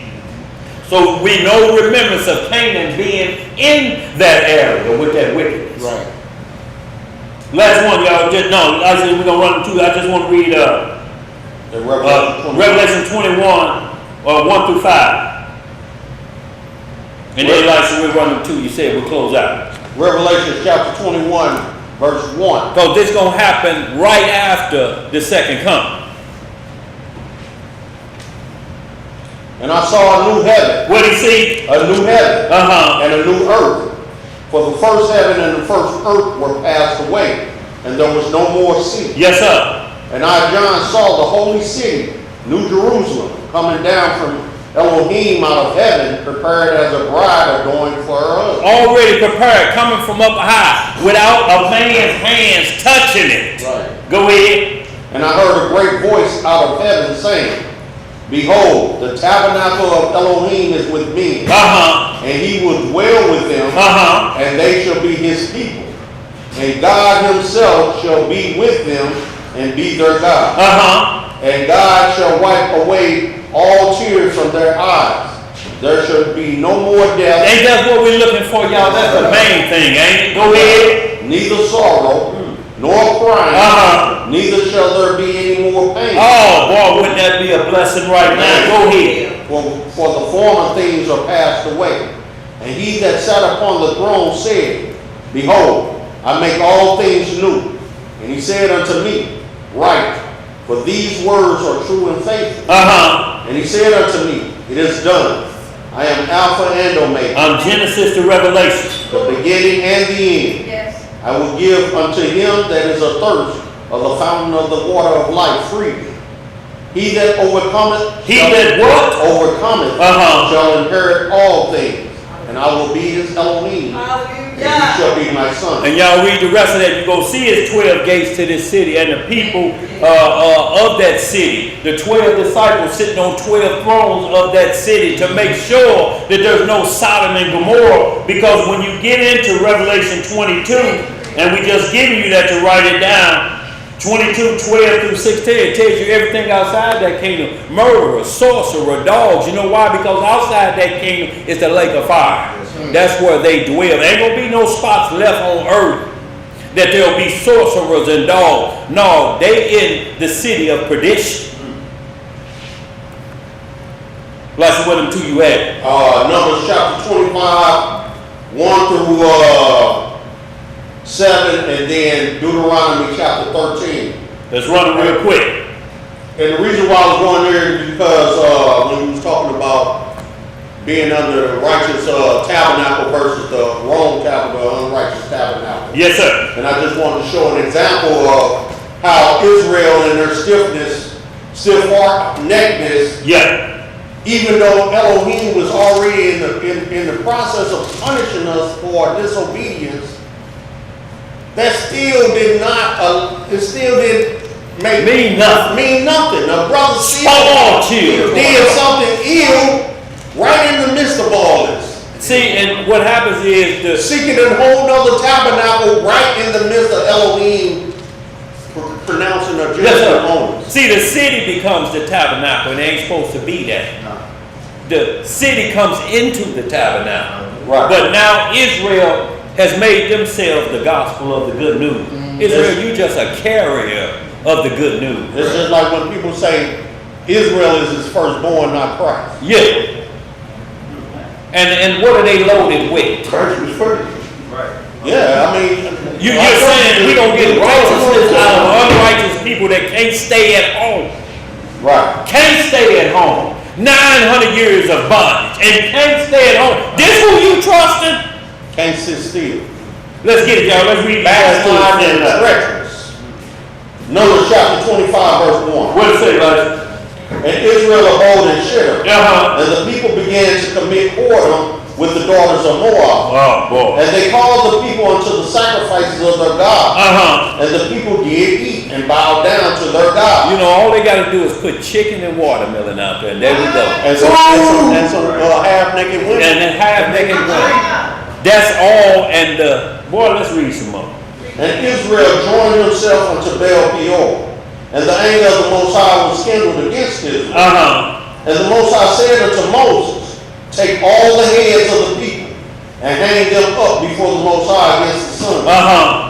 That the fierce anger of the Most High may be turned away from Israel. Uh-huh. And Moses said unto the judges of Israel, slay ye every one his men that were joined unto Baal Peor. That gets it straightened out, don't it, Elijah? Yeah. Let's put them to death. See, we got grace and liberty now. Right. But if we went back to that old law they trying to put us under, it'll be a lot of slaughter. But they ain't telling you that. What that other one, Elijah? Run that up. Hold on, run down. Oh, you go down. Okay. And behold, one of the children of Israel came and brought unto his brethren a Midianitish woman in the sight of Moses, Oh, boy. and in the sight of all the congregation of Yes, the sir. children of Israel, who were weeping before the door of the tabernacle of the congregation. Boy, what were they doing? They were weeping for the sins that they had just committed. And here goes a nigga go get a Midianitish woman to bring to his homie. Boy, look here. Right in the midst of this. Like, I don't care what I just heard. We don't care. We gonna do our own thing. Verse 7. And when Phinehas, the son of Eleazar, the son of Aaron, the priest saw it, he rose up from among the congregation and took a javelin in his hand. Uh-huh. And he went after the man of Israel into the tent. Yeah. And thrust both of them through. See? The man of Israel and the woman through her belly. Boy, got so both the of them. plague was saved from the children of Israel. Y'all, and look, if y'all ever watched them rockadooshies, the man that They called did that. himself on there to hide, but we call him the lowest. He did that. He He did plunged a sword through the back of a man. And see how they just copycat? Tyler Perry need a foot up his rear end. You know. But look, I'm just saying what it does. Oh, it's a necessary evil. Yeah. You can see what happens when somebody try to put themselves in a position. But look, who they scared of? The feds. That tell you they in the wrong tabernacle. You got another government you scared of. The feds coming. Right. The feds coming. David Perez. The feds coming. The feds coming. The feds ain't the Messiah. Right. The feds are government officials that's gonna rule over your bad behavior like Romans 13 says. Shouldn't he be able to rise when people back up and kill? No. Deuteronomy chapter, Can you read that 17 and 18 and go with that, please, bro? oh yes. Well, yeah. 25, 17. 25, this doesn't people know why he had to do that to them. Okay, yeah, verse 17 and 18. Vex the Midianites and smite them, for they vex you with their wiles, wherewith they have beguiled you in the matter of Peor, and in the matter of Ozi, the daughter of the prince of Midian, their sister, which was slain in the day of the plague for Peor's sake. So, you know, that's what they do. They send out their women. Yeah, always. Our lust. Yes, sir. They know And you that's did. what Barak and Balaam and Barak, yes, sir. They did the same thing. They say you can't curse them, they'll bless people, but what you can do, They fornication love and chicken, you got We still fall in there now. That's what they setting up men to get robbed. Still to this day. it. Fornication and chicken. Deuteronomy chapter 13. What's that? Says over there. Oh, he know what it is. We had a boy around here mad because he went over somebody's house and invited and wanted to take home to go home wings, and they told him those wings are for the priest. He gonna call me then mad. Man, yeah, they say, I say, who the hell is the priest? You know, I say, hell, I don't know. I wasn't asking for no priest wings. Oh, so you mad because you come uninvited and you can't take the priest wings home with you. So you call me. What you call me for? Right. Like I'm gonna call and say, you better share them priest wings. We want you to set them straight. Boy, hey, go ahead, Lysa, run with you. Deuteronomy 13. Deuteronomy chapter 13. And this is under the order of Aaron. If there arise among you a prophet or a dreamer of dreams, and giveth thee a sign or a wonder, and the sign or the wonder come to pass whereof he spake unto thee, saying, let us go after other gods, which thou hast not known, and let us serve them. Yes, sir. Thou shalt not hearken unto the words of that prophet. What shall we not do? Not hearken unto the words of that prophet. Uh-huh. Or the dreamer of dreams. Uh-huh. For the Most High your Elohim proveth you to know whether ye love the Most High your Elohim with all your heart and with all your soul. Ye shall walk after the Most High your Elohim under him. Then do what? His commandments. And but obey his voice. Yeah. And ye shall serve him and cleave unto him. And that prophet or that dreamer of dreams shall be put to death, because he hath spoken to turn you away from the Most High your Elohim, which brought you out of the land of Egypt and redeemed you out of the house of bondage, to thrust thee out of the way which the Most High thy God commanded thee to walk in. So shalt thou put the evil away from the midst of thee. Yes, sir. If thy brother, Is thou who? thy brother, the son of thy mother, or the son of, or thy daughter, or the wife of thy bosom, or thy friend, which is as thy own soul, entice thee secretly, saying, how they gonna entice them? Secretly. Saying, let us go and serve other gods which thou hast not known, thou nor thy fathers, namely of the gods of the people which are round about you, nigh unto thee or far off from thee, from the one end of the earth even unto the other end of the earth. Thou shalt not consent unto him, nor hearken unto him, neither shall thine eye pity him, neither shalt thou spare, neither shalt thou conceal him. And y'all, we have to, you gonna run that smoke? I'm going to just hit this last verse. Go ahead. But thou shalt surely kill him. Thine hand shall be first upon him to put him to death, and afterwards the hand of all the people. See, so that was to Moses to lay his hand on first, just like he did that Egyptian boy that was of that daughter of Dan. He laid the hand in the people, y'all. So what we have to understand here is very important. If the Father, if anybody enticed thee, y'all, look, some people could get rubbed the wrong way about this order, and they can whisperly entice you, man. Look, it's another camp over there, man. You don't want to check them out? Hell no. What they talking about? Who the high priest? Those are the questions you have to ask.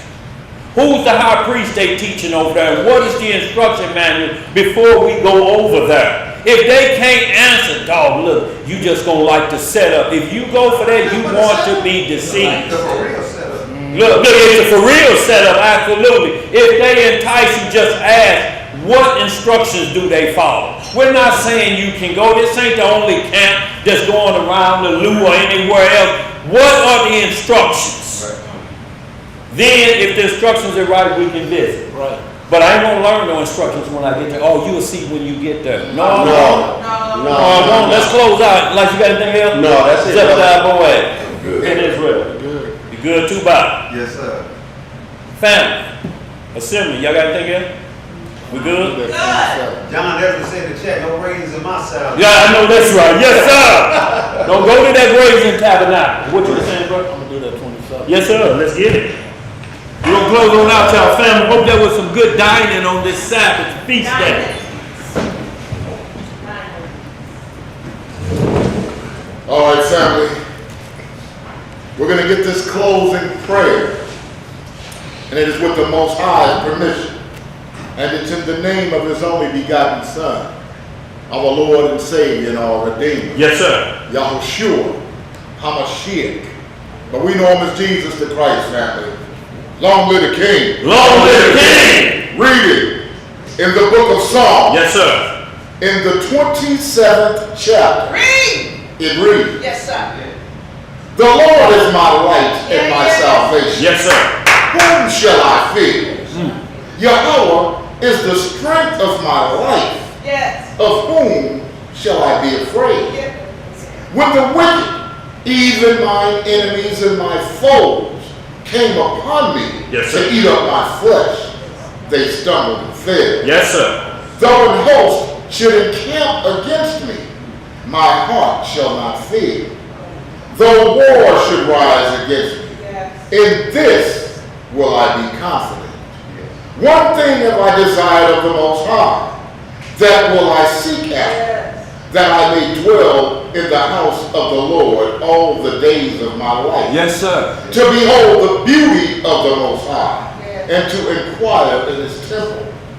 For in the time of trouble he shall hide me in his Yes. pavilion. Yes. In the secret of his tabernacle shall he hide me. Yes, sir. He shall set me up upon a rock, and now shall mine head be lifted up above mine enemies round about me.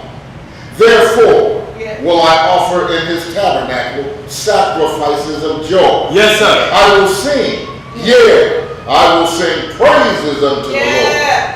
Hear, O Yahweh, when I cry with my voice. Have mercy also upon me, and answer me. Yes.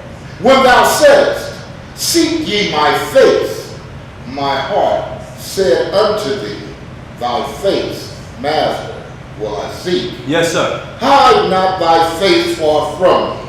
Put not thy servant away in anger. Thou hast been my help. Yes. Leave me not, Yes. neither forsake me, O Yahweh, of my salvation. Yes, sir. When my father and my mother forsake me, then the Most High will take me up. Yes. Teach me thy way, O Yahweh, and lead me in a plain path because of mine enemy. Yes. Deliver me not over unto the will of mine enemy. Yes, sir. For false witnesses are risen up against me, and such as breathe out cruelty. I had fainted unless I had believed to see the goodness of the Lord in the land of the living. Yes, sir. Wait on the Most High. Yes. Be of good courage, Yes. and he shall strengthen thine heart. Yeah. Wait, Yes, sir. I say, on the Lord. Hallelujah! Say that! Yeah, boy, that was powerful. Wait on the Most High, y'all. Be patient. That's right. Yeah, buddy. Thank you. All praises to them all. Thank y'all, family. Don't forget to tune in tonight to walk on the dark side, y'all, as we move closer and closer to these last days that we know. One love, fam.